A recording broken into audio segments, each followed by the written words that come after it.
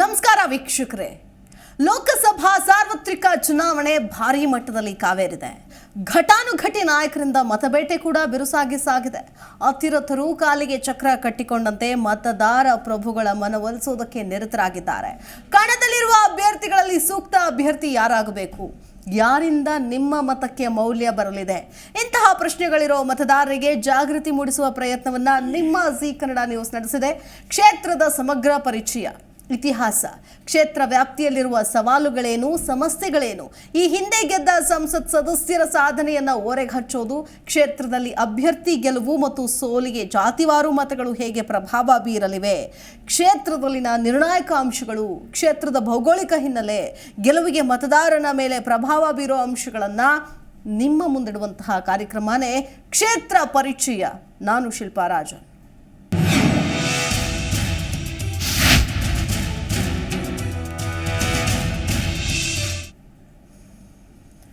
ವೀಕ್ಷಕರೇ, ಹಲವಾರು ಕ್ಷೇತ್ರಗಳನ್ನ ನಾವು ನಮ್ಮ ಕ್ಷೇತ್ರ ಪರಿಚಯ ಕಾರ್ಯಕ್ರಮದಲ್ಲಿ ನೋಡ್ಕೊಂಡು ಬಂದ್ವಿ. ಆದರೆ ಇವತ್ತು ಕಲ್ಯಾಣ ಕರ್ನಾಟಕದ ಹೆಬ್ಬಾಗಿಲು, ಬಿಸಿಲ ನಾಡು, ತೊಗರಿ ಕಣಜ ಅಂತ ಹೆಸರುವಾಸಿಯಾಗಿರುವ ಕಲಬುರಗಿ ಲೋಕಸಭಾ ಕ್ಷೇತ್ರದ ಬಗ್ಗೆ ನಿಮ್ಮ ಮುಂದಿಡುವಂತಹ ಪ್ರಯತ್ನ ಮಾಡ್ತಾ ಇದ್ದೀವಿ. ಎಸ್, ಕಲಬುರಗಿ ಜಿಲ್ಲೆ ಐತಿಹಾಸಿಕವಾಗಿ, ರಾಜಕೀಯವಾಗಿ ತನ್ನದೇ ಆದಂತಹ ಪ್ರಾಮುಖ್ಯತೆಯನ್ನ ಪಡೆದುಕೊಂಡಿದೆ. ಕಲಬುರಗಿ ಲೋಕಸಭಾ ಕ್ಷೇತ್ರದಲ್ಲಿ 1952ರಿಂದ 2019ರವರೆಗಿನ ಲೋಕಸಭಾ ಚುನಾವಣೆಯ ಇತಿಹಾಸವನ್ನ ಗಮನಿಸಿದಾಗ ಅತಿರಥ ಮಹಾರಥರು ಈ ಕ್ಷೇತ್ರವನ್ನ ಪ್ರತಿನಿಧಿಸಿರುವುದು ವಿಶೇಷ. ಈಗ ಮತ್ತೊಮ್ಮೆ ಲೋಕಸಭೆಗೆ ಚುನಾವಣೆ ಘೋಷಣೆಯಾಗಿದ್ದು, ಬೇಸಿಗೆ ಈಗಾಗಲೇ ಕಡು ಬಿಸಿಲಿಗಿಂತಲೂ ಬೇಸಿಗೆಗಿಂತಲೂ ಚುನಾವಣೆಯ ಕಾವೇ ಜಾಸ್ತಿ ಆಗಿದೆ ಅಂತ ಹೇಳ್ಬೋದು. ಮತ್ತೊಮ್ಮೆ ಮೋದಿ ಅಂತ ಕೇಸರಿ ಪಡೆ ಘರ್ಷಣೆ ಮಾಡಿದ್ರೆ ಬಿಜೆಪಿಯನ್ನ ಸೋಲಿಸಿ ಅಧಿಕಾರವನ್ನ ಹಿಡಿಯುವುದಕ್ಕೆ ಕಾಂಗ್ರೆಸ್ ಪಕ್ಷದ ನಾಯಕರು ಭಾರೀ ತಯಾರಿಯನ್ನೇ ನಡೆಸಿದ್ದಾರೆ. 2019ರಲ್ಲಿ ಬಿಜೆಪಿ ಅಭ್ಯರ್ಥಿ ಡಾಕ್ಟರ್ ಉಮೇಶ್ ಜಾಧವ್ ಪರ ಇದ್ದ ಮಾಜಿ ಸಚಿವರಾದ ಮಾಲಿಕಯ್ಯ ಗುತ್ತೇದಾರ್ ಹಾಗೂ ಬಾಬುರಾವ್ ಚಿಂಚನ್ಸೂರ್ ಈಗ ಕಾಂಗ್ರೆಸ್ ತೆಕ್ಕೆಯಲ್ಲಿದ್ದಾರೆ. ಅದೇ ರೀತಿ ಖರ್ಗೆ ಅಳಿಯ ರಾಧಾಕೃಷ್ಣ ದೊಡ್ಡಮನಿ ಶಿಕ್ಷಿತ ಹಾಗೂ ಸರಳ ಜೀವಿ ಅನ್ನೋದು ಮತದಾರರ ಮನಸ್ಸಿಗೆ ಹತ್ತಿರವಾಗಿದೆ. ಕ್ಷೇತ್ರದ ಸಂಪೂರ್ಣ ಚಿತ್ರಣವನ್ನ ಇವತ್ತಿನ ಕ್ಷೇತ್ರ ಪರಿಚಯ ಕಾರ್ಯಕ್ರಮದಲ್ಲಿ ನಾವು ಕೂಡ ನೋಡ್ತಾ ಹೋಗೋಣ. ಯಾಕಂತಂದ್ರೆ ಒಂದಷ್ಟು ನಿರ್ಣಾಯಕ ಅಂಶಗಳಿದೆ, ಬೇರೆ ಬೇರೆ ವಿಚಾರಗಳಿದೆ. ಅಸೆಂಬ್ಲಿ ಚುನಾವಣೆನೇ ಬೇರೆ, ಪಾರ್ಲಿಮೆಂಟ್ ಎಲೆಕ್ಷನ್ನೇ ಬೇರೆ ಅನ್ನೋದು ನಿಮಗೂ ಕೂಡ ಗೊತ್ತೇ ಇದೆ. ಲೋಕಸಭಾ ಚುನಾವಣೆಯ ತಂತ್ರ ಲೆಕ್ಕಾಚಾರವೇ ಡಿಫರೆಂಟ್ ಆಗಿರುತ್ತೆ. ಪ್ರತಿ ಚುನಾವಣೆಯಲ್ಲೂ ಕೂಡ ಜಾತಿ ಸಮೀಕರಣಕ್ಕೆ ಹೆಚ್ಚು ಮಹತ್ವ ಇರುತ್ತೆ. ಆ ಅಭ್ಯರ್ಥಿಯ ಮಾತು, ಸಿದ್ಧಾಂತ ನೋಡಿ ಮತ ಹಾಕಬೇಕಾ, ಕೈ ವಶಪಡಿಸಿಕೊಳ್ಳುತ್ತಾ ಕಲಬುರಗಿ ಭದ್ರಕೋಟೆಯನ್ನ, ಕಾಂಗ್ರೆಸ್ ತೆಕ್ಕಿಗೆ ಬರುತ್ತಾ ತೊಗರಿ ನಾಡು ಕಲಬುರಗಿ ಲೋಕಸಭೆ. 18 ಲೋಕಸಭಾ ಚುನಾವಣೆಗಳಲ್ಲಿ 15 ಬಾರಿ ಕಾಂಗ್ರೆಸ್ ಗೆಲುವನ್ನ ಕಂಡಂತಹ ಕ್ಷೇತ್ರ ಕಲಬುರಗಿ. ರೀತಿಯಾಗಿ ಎರಡೂ ಪಕ್ಷಕ್ಕೂ ಪ್ರತಿಷ್ಠೆಯ ರಣಕಣ ನೋಡಿ. ಕಳೆದ 2019ರ ಚುನಾವಣೆಯಲ್ಲಿ ಪ್ರಧಾನಿ ನರೇಂದ್ರ ಮೋದಿ ಅವರು ಇಲ್ಲಿಂದಲೇ ತಮ್ಮ ಮತಬೇಟೆಯನ್ನು ಆರಂಭ ಮಾಡಿದ್ರು, ರಣಕಹಳೆಯನ್ನ ಮೊಳಗಿಸಿದ್ರು. ಈ ಬಾರಿ ಏನು ಹೊಸದಾಗಿಲ್ಲ. 2024ರ ಲೋಕಸಭಾ ಚುನಾವಣೆಯಲ್ಲೂ ಕೂಡ ಮೋದಿ ಕಲಬುರಗಿಯಿಂದಲೇ ಮತಬೇಟೆಯನ್ನು ಆರಂಭ ಮಾಡಿದ್ದನ್ನು ಕೂಡ ಈ ಸಂದರ್ಭದಲ್ಲಿ ನಾವು ಗಮನಿಸಬಹುದು. ಯಾಕೆ ಅಂತಂದ್ರೆ ಎಐಸಿಸಿ ಅಧ್ಯಕ್ಷರಾದ ಮಲ್ಲಿಕಾರ್ಜುನ್ ಖರ್ಗೆ ಅವರು ಪ್ರತಿನಿಧಿಸಿದ ಕ್ಷೇತ್ರ, ಅವರು ನಿಂತು ಕಳೆದ ಬಾರಿ ಸೋತಂತಹ ಕ್ಷೇತ್ರ. ಈ ಬಾರಿ ಅಳಿಯನನ್ನ ಅದೃಷ್ಟ ಪರೀಕ್ಷೆಗಳಿಸಿದ್ದಾರೆ ಮಲ್ಲಿಕಾರ್ಜುನ್ ಖರ್ಗೆ ಅವರು. ಬಿಜೆಪಿ ನಾವು ಮತ್ತೊಮ್ಮೆ ಗೆದ್ದು ಬೀಗ್ತೀವಿ ಅಂತ ಅವರಿದ್ದಾರೆ. ಸೊ ಯಾವ ಅಂಶಗಳು ನಿರ್ಣಾಯಕ, ಹಿನ್ನೆಲೆ ಏನು, ಅದೆಲ್ಲವನ್ನು ಕೂಡ ಇವತ್ತಿನ ಲೋಕಸಭೆಯ ಈ ಒಂದು ಕ್ಷೇತ್ರ ಪರಿಚಯ ಲೋಕ ಲೆಕ್ಕಾಚಾರದಲ್ಲಿ ನಾವು ಮಾಡ್ಕೊಳ್ತಾ ಹೋಗೋಣ.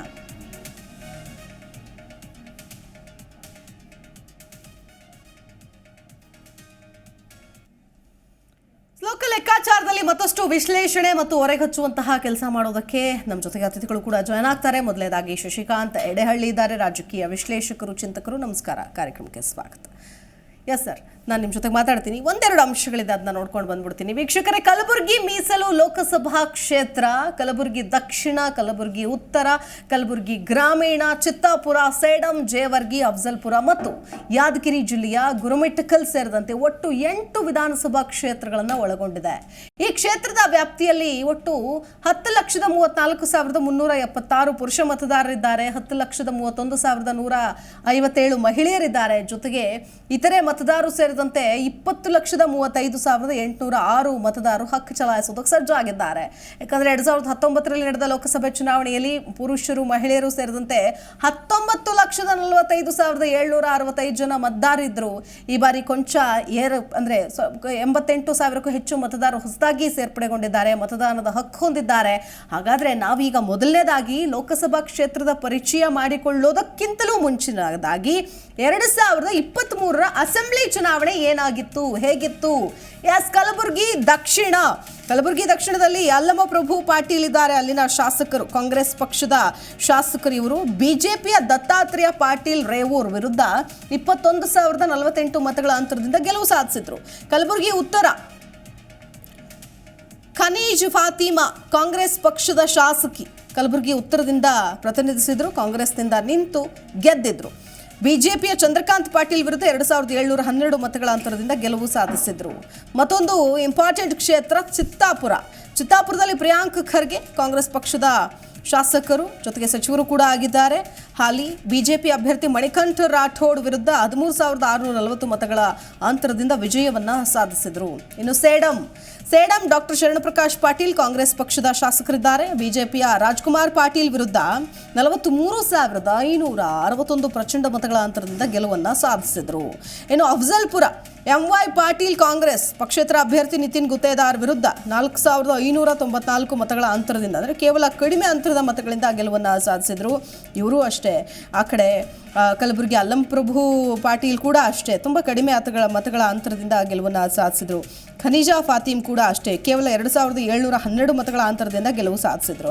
ಇನ್ನು ಜೇವರ್ಗಿ ಅಂತ ಬಂದಾಗ ಡಾಕ್ಟರ್ ಅಜಯ್ ಸಿಂಗ್ ಇವರು ಕೂಡ ಕಾಂಗ್ರೆಸ್ ಪಕ್ಷದ ಶಾಸಕರು. JDS ಪಕ್ಷದ ದೊಡ್ಡಪ್ಪಗೌಡ ಪಾಟೀಲ್ ನರಿಬೋಳ್ ವಿರುದ್ಧ 10,278 ಮತಗಳ ಅಂತರದಿಂದ ಜಯ ಸಾಧಿಸಿದ್ರು. ಕಲಬುರಗಿ ಗ್ರಾಮೀಣ ಬಸವರಾಜ್ ಮತ್ತಿಮೂಡ್ ಬಿಜೆಪಿ ಶಾಸಕರು ಇವರು ಕಾಂಗ್ರೆಸ್ ಪಕ್ಷದ ರೇವು ನಾಯಕ್ ಬೆಳಮಗಿ ವಿರುದ್ಧ 12,627 ಮತಗಳ ಅಂತರದಿಂದ ಗೆಲುವು ಸಾಧಿಸಿದ್ರು. ಇನ್ನು ಗುರುಮಿಠಕಲ್ ಕ್ಷೇತ್ರ ಶರಣಗೌಡ ಕುಂದಕೂರ್ JDS ಪಕ್ಷ ಕಾಂಗ್ರೆಸ್ ಅಭ್ಯರ್ಥಿ ಬಾಬುರಾವ್ ಚಿಂಚನ್ಸೂರ್ ವಿರುದ್ಧ 2,579 ಮತಗಳ ಅಂತರದಿಂದ ಗೆಲುವು ಸಾಧಿಸಿದ್ರು.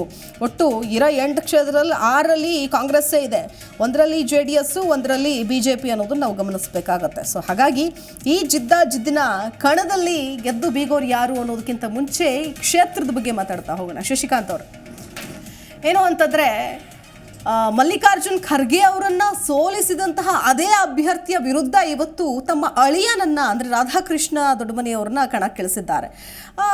ಹಾಗಾಗಿ ಒಂದು ಪ್ರಬಲ ಪೈಪೋಟಿ, ಅದ್ರ ಜೊತೆಗೆ ಅಲ್ಲಿನ ಲೋಕಲ್ ಲೀಡರ್ಸು ಲೆಕ್ಕಾಚಾರಗಳು ಎಲ್ಲವೂ ಕೂಡ ಇದೆ. ಬಟ್ ಆದರೆ ಕಳೆದ ಬಾರಿ ಆದದ್ದು ಅಥವಾ ಈ ಬಾರಿ ಏನು ಹೇಳ್ತೀರಿ? ಮತ್ತೆ ಬಿಜೆಪಿ ತಕ್ಕೆ ಹೋಗೋ ಸಾಧ್ಯತೆ ಇದೆಯಾ ಕ್ಷೇತ್ರದ ಬಗ್ಗೆ ನೋಡೋದಾದ್ರೆ? ಕಳೆದ ಸಾರ್ತಿ ಸನ್ನಿವೇಶ ಬಹಳ ಭಿನ್ನವಾಗಿತ್ತು.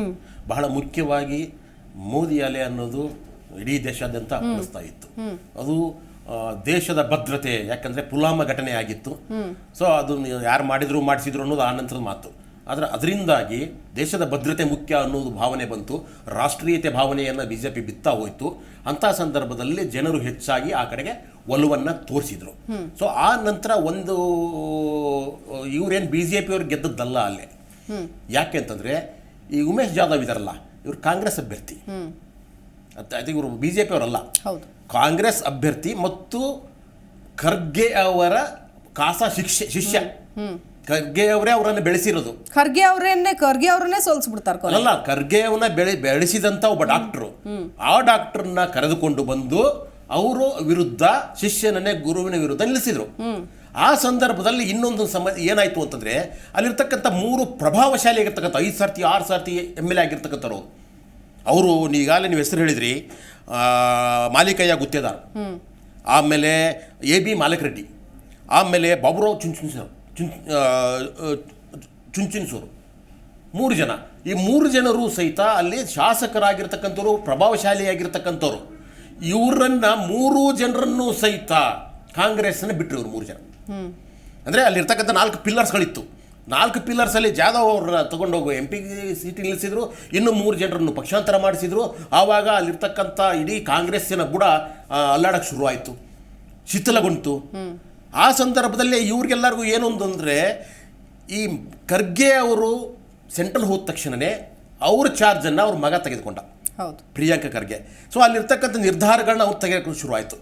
ಇವರಿಗೆ 3 ಜನಕ್ಕೆ ಇವ್ನು ನನಗಿಂತ ಚಿಕ್ಕ ಹುಡುಗ, ನಮ್ಮ ಮುಂದೆ ಬೆಳೆದ ಹುಡುಗ, ಇವನೇ ನಮಗೆ ಹೇಳೋದು, ಇವನೇ ನನಗೆ ಆರ್ಡರ್ ಮಾಡೋದು, ಇವನೇ ಹೆಂಗೆ ಕ್ಷೇತ್ರಗಳನ್ನು ವಶಪಡಿಸ್ಕೊಳ್ಳೋದು ಅನ್ನುವ ಈಗೋಯಿಸ್ಟಿಕ್ ಮೈಂಡಿಂದಾಗಿ ಇವರು 3 ಜನರು ಸಹಿತ ಕಾಂಗ್ರೆಸ್ ಪಕ್ಷವನ್ನು, ಯಾವ ಪಕ್ಷ ಇವರು 4 ಜನಕ್ಕೂ ಸಹಿತ ಅಧಿಕಾರವನ್ನು ಕೊಟ್ಟಿತ್ತೋ, ಗೆದ್ದು ತರಿಸಿತ್ತೋ ಅಂಥ ಪಕ್ಷಕ್ಕೆ ಇವರು ಬೆನ್ನಿ ಚೂರಿ ಹಾಕಿ ಹೊರಗಡೆ ಬಂದರು.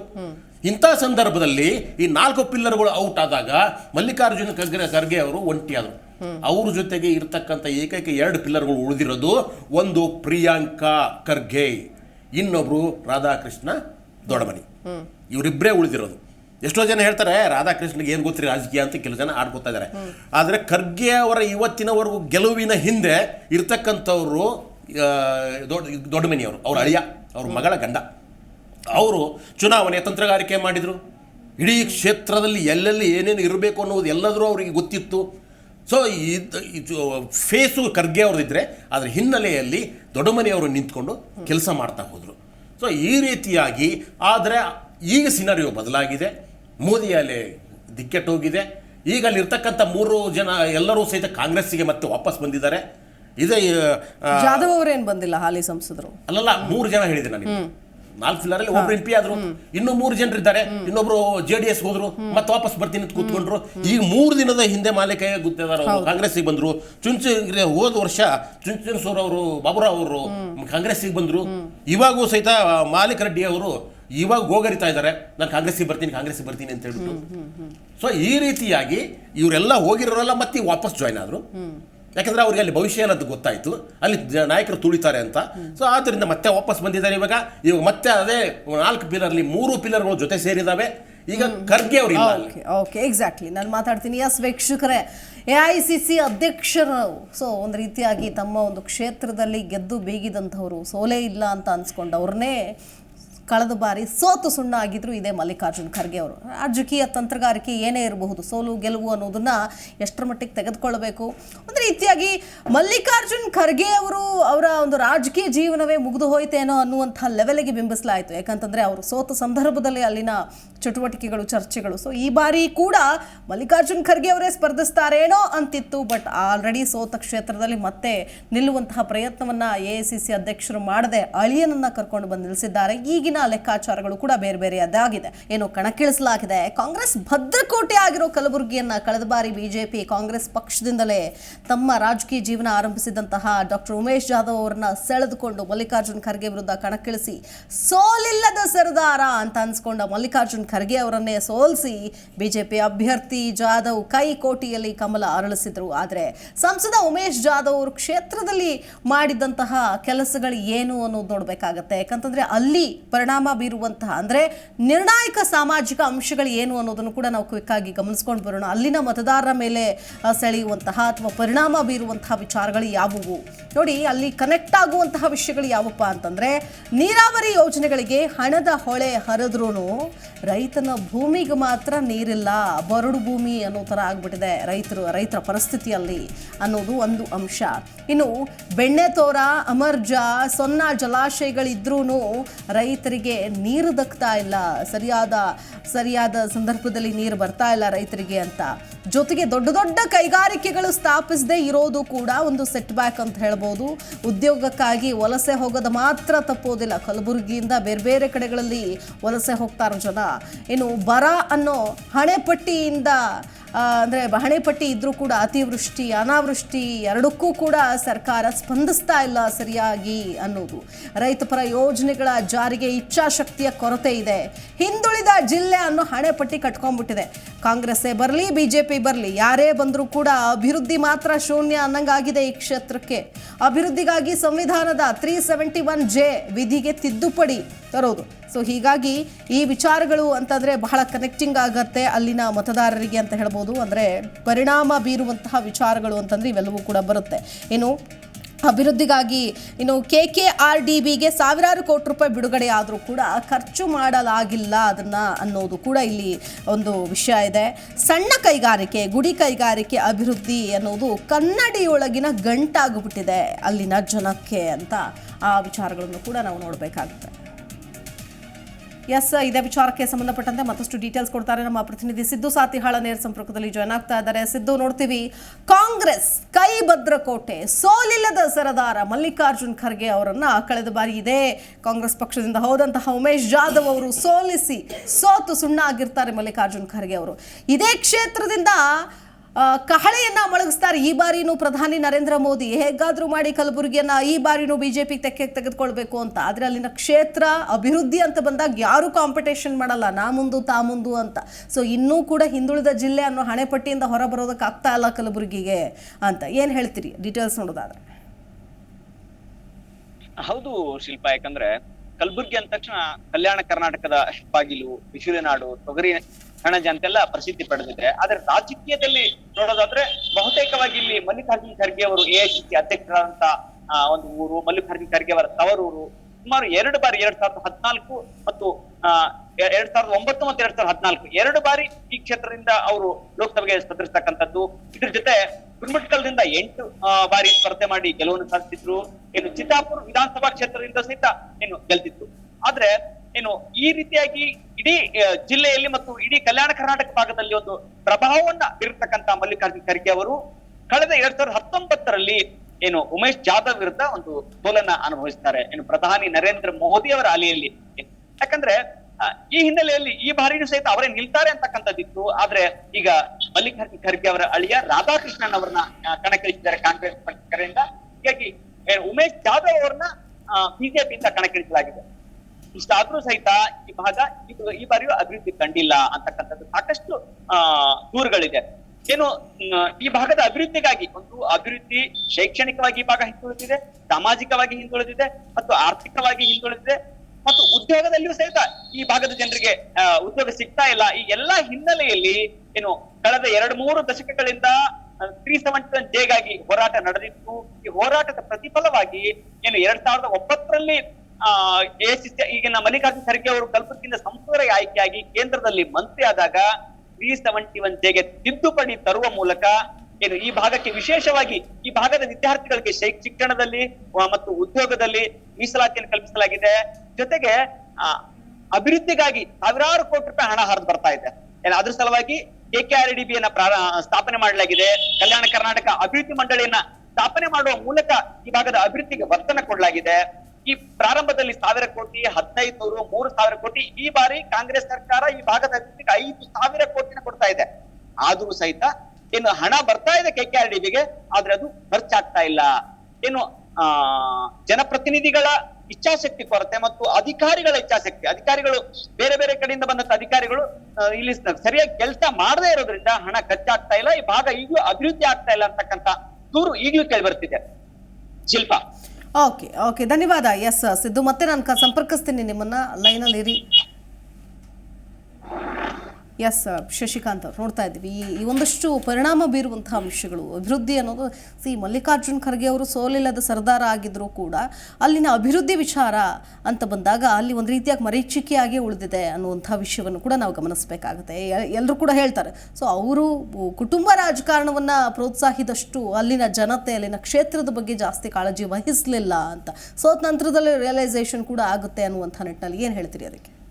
ಗೊತ್ತಿರೋ ಹಾಗೆ, ಯಾಕೆ ನಾನು ಕಲಬುರ್ಗಿ ಹಲವಾರು ಸತಿ ಹೋಗಿದ್ದೇನೆ. ಆದರೆ ಕಲಬುರ್ಗಿ ನಗರ ಬೇಕಾದಷ್ಟು ಅಭಿವೃದ್ಧಿಯಾಗಿದೆ. ಅಲ್ಲಿ ನಗರದಲ್ಲಿ ರಸ್ತೆಗಳು, ದೊಡ್ಡ ದೊಡ್ಡ ರಸ್ತೆಗಳು ಬಂದಿದ್ದಾವೆ. ಅಲ್ಲಿ ಬುದ್ಧ ವಿಹಾರ ತುಂಬ ಪ್ರೇಕ್ಷಣೀಯ ಸ್ಥಳ ಆಗಿದೆ. ಇವಾಗ ಇವರು ಮಲ್ಲಿಕಾರ್ಜುನ ಖರ್ಗೆ ಅವರೇ ಆಸಕ್ತಿ ವಹಿಸಿ ಒಂದು ದೊಡ್ಡದಾದಂಥ ಬುದ್ಧ ವಿಹಾರ ಕಟ್ಟಿಸಿದ್ದಾರೆ ಅಲ್ಲಿ. ಸೊ ಈ ರೀತಿಯಾಗಿ ನಗರ ಕೇಂದ್ರಿತವಾದಂಥ ಅಭಿವೃದ್ಧಿಯನ್ನು ನೀವು ಅಲ್ಲಿ ಕಣ್ಣಾರೆ ಕಾಣಬಹುದಾಗಿದೆ. ಆದರೆ ಗ್ರಾಮೀಣ ಪ್ರದೇಶದ ಅಭಿವೃದ್ಧಿ ಬಗ್ಗೆ ಇನ್ನೂ ಸ್ವಲ್ಪ ಹೆಚ್ಚು ಮುತರ್ಜಿ ವಹಿಸಬೇಕಾಗಿತ್ತು. ಅದು ಇಡೀ ಕರ್ನಾಟಕದಲ್ಲಿ ಯಾರಿಗೂ ಇಲ್ಲದಂಥ ವಿಶೇಷವಾದಂಥ ಸವಲತ್ತು ಕಲ್ಯಾಣ ಕರ್ನಾಟಕಕ್ಕಿದೆ. ಹೌದು, ಮೊದಲು ಹೈದರಾಬಾದ್ ಕರ್ನಾಟಕ ಇತ್ತು, ಇವಾಗ ರಿನೇಮ್ ಆಗಿ ಕಲ್ಯಾಣ ಕರ್ನಾಟಕ ಆಗಿದೆ. ಅಲ್ಲಿರ್ತಕ್ಕಂಥ ಜಿಲ್ಲೆಗಳಲ್ಲಿ ಹಿಂದುಳಿದ ಪ್ರದೇಶ ಅಂತ. ಆದರೆ ಅದನ್ನು ಮೊದಲು ಘೋಷಣೆ ಮಾಡ್ತಿರಲಿಲ್ಲ. ಖರ್ಗೆ ಅವರು ಸೆಂಟ್ರಲ್ ಗೌರ್ಮೆಂಟ್ಗೆ ಹೋದ ಮೇಲೆ, MP ಆದ ಮೇಲೆ ಅವರು ಬಹಳ ಮುಖ್ಯವಾಗಿ ಮೊದಲು ಕೈಗೆತ್ತಿಕೊಂಡಿರ್ತಕ್ಕಂಥದ್ದೇ 371J ನನ್ನ ಭಾಗಕ್ಕೆ ನನ್ನ ಕಲಬುರಗಿ ಭಾಗಕ್ಕೆ, ಹೈದರಾಬಾದ್ ಕರ್ನಾಟಕಕ್ಕೆ ವಿಶೇಷವಾಗಿ ನೀವು ಅನುದಾನ ಕೊಡಲೇಬೇಕು ಅಂತ ಹೇಳಿದಾಗ ಒಂದು ತಿದ್ದುಪಡಿಯನ್ನು ಮಾಡಿಸಿದ್ರು, ಕಾನೂನನ್ನು ಜಾರಿಗೆ ತಂದರು. ಆ ಒಂದು ಕಾನೂನು ಮತ್ತು ತಿದ್ದುಪಡಿಯಿಂದಾಗಿ ಕರ್ನಾಟಕದ ಹೈದರಾಬಾದ್ ಕರ್ನಾಟಕ 371J ಅಡಿಯಲ್ಲಿ ಬಂತು. ಇದು ಇಡೀ ಭಾರತದಲ್ಲಿ ತುಂಬ ಕಡಿಮೆ ವಿಶೇಷವಾದಂಥ ಸ್ಥಳಗಳು ಇವು, ಪ್ರೇಕ್ಷಣೀಯ ಅಂದರೆ ಅತ್ಯಂತ ಹಿಂದುಳಿದ ಪ್ರದೇಶಗಳನ್ನು ಮೇಲೆತ್ತುವ ಕೆಲಸವನ್ನು ಮಾಡಬೇಕು, ಅಭಿವೃದ್ಧಿ ಮಾಡಬೇಕು ಅಂತ. ಸೊ ಅದರಿಂದ ಹಲವಾರು ಕೇಂದ್ರ ಸರ್ಕಾರದಿಂದ ವಿಶೇಷವಾದಂಥ ಅನುದಾನವನ್ನು ತೆಗೆದಿರ್ತಾರೆ. ಸಾವಿರಾರು ಕೋಟಿ ಹಣ ಇದಕ್ಕೆ ಬಂದಿದೆ. ಇದು ಒಂದೇ ಅಂತಲ್ಲ, ಅಲ್ಲಿರ್ತಕ್ಕಂಥ 5-6 ಜಿಲ್ಲೆಗಳು ಏನೇನಿದಾವಲ್ಲ, 5-6 ಜಿಲ್ಲೆಗಳಲ್ಲಿ ಕಲಬುರಗಿ, ಬೀದರು, ಯಾದಗಿರಿ, ರಾಯಚೂರು, ಕೊಪ್ಪಳ, ಇವೆಲ್ಲ ಜಿಲ್ಲೆಗಳಿಗೂ ಸಹಿತ ಅಭಿವೃದ್ಧಿಗೆ. ಅದಕ್ಕಿಂತಲೂ ಹೆಚ್ಚಾಗಿ ಬರೀ ಅಭಿವೃದ್ಧಿ ಅಂದರೆ ಬರೀ ರಸ್ತೆಗಳು ಮಾತ್ರ ಅಲ್ಲ, ಇಮಾರತುಗಳು ಮಾತ್ರ ಅಲ್ಲ, ಅಲ್ಲಿರ್ತಕ್ಕಂಥ ಜನತೆ ಅಂತ ಹೇಳ್ಬಿಟ್ಟು ನಿರ್ಧಾರ ಮಾಡಿ ಅಲ್ಲಿರ್ತಕ್ಕಂಥ ಜನರಿಗೆ 371J ಅಡಿಯಲ್ಲಿ ಅವರಿಗೆ ವಿನಾಯಿತಿ ಇದೆ. ಶಿಕ್ಷಣದಲ್ಲಿ ಅಲ್ಲಿ ಇರ್ತಕ್ಕಂಥವ್ರಿಗೆ ಮೊದಲು, ಈ ಎಲ್ಲ ಜಿಲ್ಲೆಗಳಿಗೆ ಮೊದಲ ಆದ್ಯತೆ ಶಿಕ್ಷಣದಲ್ಲಿ. ಅದೇ ಉದ್ಯೋಗದಲ್ಲಿಯೂ ಸಹಿತ ಅಲ್ಲಿಯೂ ಮೀಸಲಾತಿ ಇದೆ. ಅಂದರೆ ಅಲ್ಲಿರ್ತಕ್ಕಂಥವ್ರು ಹೆಚ್ಚು ಶಿಕ್ಷಣವನ್ನು ಕಲಿದ್ರಿ, ಆಮೇಲೆ ವಿದ್ಯಾವಂತರಾಗಲಿ, ಮತ್ತು ವಿದ್ಯಾವಂತರಾದವ್ರಿಗೆಲ್ಲರಿಗೂ ಸಹಿತ ಮೀಸಲಾತಿಯ ಮೂಲಕ 371J ಮೀಸಲಾತಿ ಮೂಲಕ ಅವರಿಗೆಲ್ಲ ಉದ್ಯೋಗ ಸಿಗಲಿ, ಅವರು ಎಲ್ಲರೂ ಸಹಿತ ಉದ್ಯೋಗವನ್ನು ಪಡೆದು ತಮ್ಮ ಜಿಲ್ಲೆಯನ್ನು ಅಭಿವೃದ್ಧಿಪಡಿಸಲಿ ಅನ್ನುವ ಒಂದು ಉದ್ದೇಶಕ್ಕೆ 371J ಅನುಷ್ಠಾನಕ್ಕೆ ತರಬೇಕಾಯಿತು. ನಿಜಕ್ಕೂ ಸಹಿತ ಅಲ್ಲಿರ್ತಕ್ಕಂಥ ಭಾಗದವರು, ನಾನು ಖರ್ಗೆ ಅಭಿಮಾನಿನೂ ಅಲ್ಲ, ನಾನು ಕಾಂಗ್ರೆಸ್ನವನು ಅಲ್ಲ, ಆದರೆ ಅವರು ಮಾಡಿದ ಕೆಲಸ ನಾನು ಕಣ್ಣಾರೆ ನೋಡಿದ್ರಿಂದ ಹೇಳ್ತಾ ಇರೋದು. ಖರ್ಗೆ ಅವರು 371J ತಂದು ಅದರ ಜೊತೆಗೆ ಹಣವನ್ನು ತಂದು ಅಲ್ಲಿ ಯೋಜನೆಗಳನ್ನು ಮಾಡ್ತಾ ಹೋದರು. ಆಯಿತು, ಹೋದ ಸರ್ತಿ ಖರ್ಗೆ ಅವರು ಸೋತ್ರಲ್ವಾ, ಸೋತ ಮೇಲೆ ಬಂದಿರೋ ಹಣ ಏನಾಯಿತು? ಇವಾಗ ನಿಮ್ಮ ವರದಿಗಾರರು ಹೇಳಿದ ಹಾಗೆ ಅಲ್ಲಿ ಏನಾಗಿದೆ, ಈಗಾಗಲೇ ಒಂದಿದೆ ಕಲ್ಯಾಣ ಕರ್ನಾಟಕ ಅಭಿವೃದ್ಧಿ ಮಂಡಳಿ ಅಂತಿದೆ, ಅಲ್ಲಿ ದುಡ್ಡು ಇದೆ, ಕೇಂದ್ರ ಸರ್ಕಾರದ್ದು ಸಾವಿರಾರು ಕೋಟಿ ದುಡ್ಡಿದೆ. ಅಲ್ಲಿರ್ತಕ್ಕಂಥ ಅಧಿಕಾರಿಗಳ ಮೇಲೆ ಚಾವಟಿ ಬೀಸಿ ಅದನ್ನು ಯಾಕೆ ನೀನು ಅಭಿವೃದ್ಧಿಗೆ ಬಳಸಿಲ್ಲ ಅಂತ ಹೇಳ್ಬಿಟ್ಟು ಉಮೇಶ್ ಜಾಧವ್ ಅವರು ಯಾಕೆ ಅವ್ರನ್ನ ಜುಟ್ಟಿಡಿದು ಅಲ್ಲಾಡಿಸಲಿಲ್ಲ? ಯಾಕೆ ಸರ್ಕಾರದ ಯೋಜನೆ ಇರುವಾಗ ಅದನ್ನ ಯಾಕೆ ಅನುಷ್ಠಾನಕ್ಕೆ ತರಲಿಲ್ಲ? ತಂದಿಲ್ಲ ಅಂತಲ್ಲ, ಉಮೇಶ್ ಜಾಧವ್ ಅವರೇನು ಕಡಿಮೆ ಏನಿಲ್ಲ, ಅವರು ವಿದ್ಯಾವಂತರು, MBBS ಆಗಿರ್ತಕ್ಕಂಥವ್ರು, ಸರ್ಜನ್ ಆಗಿರೋ MD ಸರ್ಜನ್ನು. ಸೊ ಅಂಥವರು ಸಹಿತ ಅವ್ರು ಮಾಡಿದ ಯೋಜನೆಗಳು ನಿಮಗೆಲ್ಲ ಗೊತ್ತಿದೆ. ಏನಂದರೆ ಯಾವುದೋ ಮಾಲಾ ಅಂತಿದೆ, ದೊಡ್ಡ ಹೆದ್ದಾರಿಗಳು ನಿಮ್ಗೆ ಗೊತ್ತಿದೆ. BJP ಅವ್ರದ್ದು ಏನಂದ್ರೆ ಅಭಿವೃದ್ಧಿ ಅಂತ ಹೆದ್ದಾರಿಗಳು, ಆಮೇಲೆ 10 ಕಿಲೋಮೀಟರ್ ಟೋಲ್ಗಳು. ಕಳೆದ ವಿಧಾನಸಭೆ ಕ್ಷೇತ್ರವನ್ನು ನೋಡಿದ್ವಿ, ಯಾವ್ಯಾವ ಕ್ಷೇತ್ರದಲ್ಲಿ ಯಾರು ಹೆಚ್ಚು ಲೀಡಲ್ಲಿದ್ದಾರೆ, ಯಾರು ಶಾಸಕರಾಗಿದ್ದಾರೆ, ಸ್ಥಳೀಯ ಒಂದು ಲೀಡರ್ಸ್ನ ಪ್ರಭಾವ ಕಾಂಗ್ರೆಸ್ಗೆ ಹೆಚ್ಚು ಪಾಲ್ ಇದೆ ಅಂತಲೂ ಗಮನಿಸಬಹುದು. ಅದ್ರ ಜೊತೆಗೆ ಮತದಾರರ ಒಂದು ಅಂಕಿಅಂಶಗಳನ್ನು ಕೂಡ ಗಮನಿಸೋಣ. ಅದು ವಿಧಾನಸಭಾ ಕ್ಷೇತ್ರವಾರು ಮತದಾರರು ಎಷ್ಟಿದ್ದಾರೆ ಅನ್ನೋದನ್ನು ಕೂಡ ನಾವು ಕ್ವಿಕ್ ಆಗಿ ಗಮನಿಸ್ತಾ ಹೋಗೋಣ. ಮೊದಲನೇದಾಗಿ ಒಟ್ಟು ಮತದಾರರ ಸಂಖ್ಯೆ ಅಂತ ಬಂದಾಗ ಕಲಬುರಗಿ ದಕ್ಷಿಣ ಪುರುಷ ಮತದಾರರು 1,40,000, ಮಹಿಳಾ ಮತದಾರರು 1,43,844, ಅಂದರೆ ಒಟ್ಟು 2,84,601 ಮತದಾರರು ಇದ್ದಾರೆ. ಇನ್ನು ಕಲಬುರಗಿ ಉತ್ತರ ಅಂತ ಬಂದಾಗ ಕಲಬುರಗಿ ಉತ್ತರ ಒಟ್ಟು ಮತದಾರರ ಸಂಖ್ಯೆ 3,11,940. ಕಲಬುರಗಿ ಗ್ರಾಮೀಣ ಒಟ್ಟು ಮತದಾರರ ಸಂಖ್ಯೆ 2,65,136. ಅಫ್ಜಲ್ಪುರ ಒಟ್ಟು ಮತದಾರರ ಸಂಖ್ಯೆ 2,34,189 ಒಟ್ಟು ಮತದಾರರ ಸಂಖ್ಯೆ.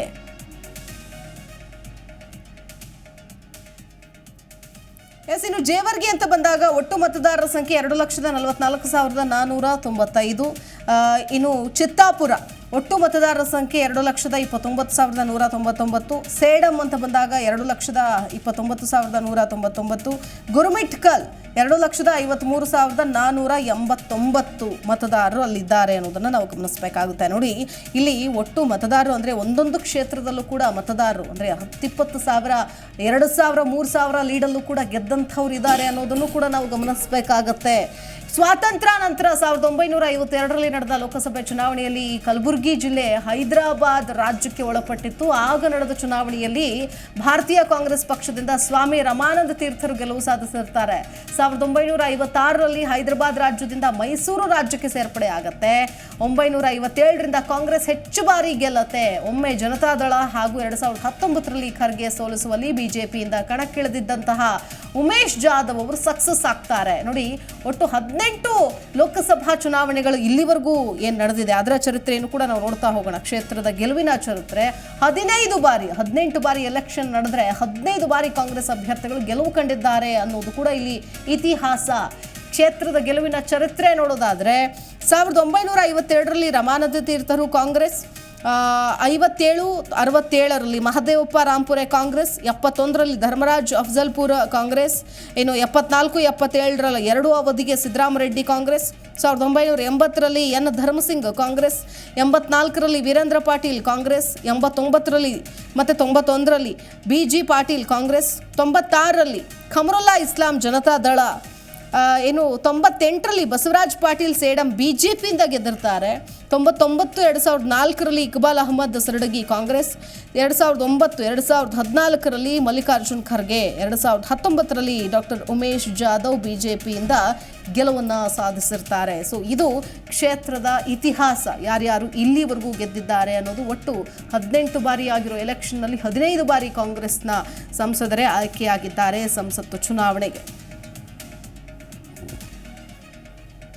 ಎಸ್, ಏನು ಸಿದ್ದು ಸಾತಿಹಾಳ ಇದ್ದಾರೆ ನಮ್ಮ ಜೊತೆಗೆ, ಮಾತನಾಡಿಸೋಣ. ಅವ್ರ ಹತ್ರ ಒಂದು ಕ್ವೆಶನ್ ತೆಗೆದುಕೊಂಡು ಬಂದ್ಬಿಡ್ತೀನಿ. ಎಸ್ ಸಿದ್ದು, ನೋಡ್ತಾ ಇದ್ದೀವಿ ಕ್ಷೇತ್ರದ ಇತಿಹಾಸವನ್ನ ನಾವು ಗಮನಿಸಿದ್ವಿ. ಕಾಂಗ್ರೆಸ್ನ ಭದ್ರಕೋಟೆಯನ್ನ ಛಿದ್ರ ಮಾಡಿದಂತಹ ಅಂಶಗಳು ಹಲವಾರಿದೆ ಕಳೆದ ಬಾರಿ ಚುನಾವಣೆಯಲ್ಲಿ. ಆದರೆ ಕಾಂಗ್ರೆಸ್ಗೆ ಯಾವಾಗಲೂ ಶಾಪ ಆಗಿದ್ದು, ಅಥವಾ ಕಳೆದ ಬಾರಿ ಕೂಡ ಆಗಿದ್ದು, ಒಗ್ಗಟ್ಟು ಇಲ್ಲ ಅನ್ನೋದು. ಸೊ ಈ ಬಾರಿ ಅಟ್ಲೀಸ್ಟ್ ಆ ಒಗ್ಗಟ್ಟಿನ ಮಂತ್ರವನ್ನ ಜಪಿಸ್ತಾ ಇದ್ದಾರೆ ಕ್ಷೇತ್ರದಲ್ಲಿ, ಹೇಗೆ ಅಂತ ಕಾಂಗ್ರೆಸ್ ನಾಯಕರು? ಹೌದು ಶಿಲ್ಪ, ಯಾಕಂದ್ರೆ ಕಳೆದ ಬಾರಿ ನಿಜಕ್ಕೂ ಮಲ್ಲಿಕಾರ್ಜುನ ಖರ್ಗೆ ಅವರ ಕ್ಷೇತ್ರದಲ್ಲಿ ಸಾಕಷ್ಟು ಅಭಿವೃದ್ಧಿ ಕೆಲಸ ಮಾಡಿದ್ರು ಸಹಿತ ಒಂದಿಷ್ಟು ವಿರೋಧಿಯಲ್ಲೇ ಇತ್ತು. ಏನು ಕಾಂಗ್ರೆಸ್ನಲ್ಲೇ ಇತ್ತದು, ಕಾಂಗ್ರೆಸ್ನ ಭಿನ್ನ ಮತ ಬಿಜೆಪಿಗೆ ಪ್ಲಸ್ ಆಗಿರ್ತಕ್ಕಂಥದ್ದು. ಯಾಕಂದ್ರೆ ಕ್ಷೇತ್ರದಲ್ಲಿ ಬಿಜೆಪಿಗೆ ಒಬ್ಬ ಅಭ್ಯರ್ಥಿಯೂ ಸಹಿತ ಇರ್ಲಿಲ್ಲ ಪ್ರಮುಖವಾಗಿ. ಹೀಗಾಗಿ ಕಾಂಗ್ರೆಸ್ ನಲ್ಲಿ ಇರ್ತಕ್ಕಂಥ ಉಮೇಶ್ ಜಾಧವ್ ಇವರು ಡಾಕ್ಟರ್ ಆಗಿದ್ದು, ಡಾಕ್ಟರ್ ರಿಟೈರ್ಡ್ ಆದ ತಕ್ಷಣ ಕಾಂಗ್ರೆಸ್ ಇವರನ್ನ ಕರ್ಕೊಂಡು ಬಂದು ಚಿಂಚೋಳಿಗೆ ಟಿಕೆಟ್ ಕೊಟ್ಟು MLA ನಾಗಿ ಮಾಡ್ತು. 2ನೇ ಬಾರಿಯೂ 2013ರಲ್ಲಿ ಅವರು MLA ಆದ್ರು. ಅದಾದ ನಂತರ 2018ರಲ್ಲೂ ಸಹಿತ MLA ಆದ್ರು.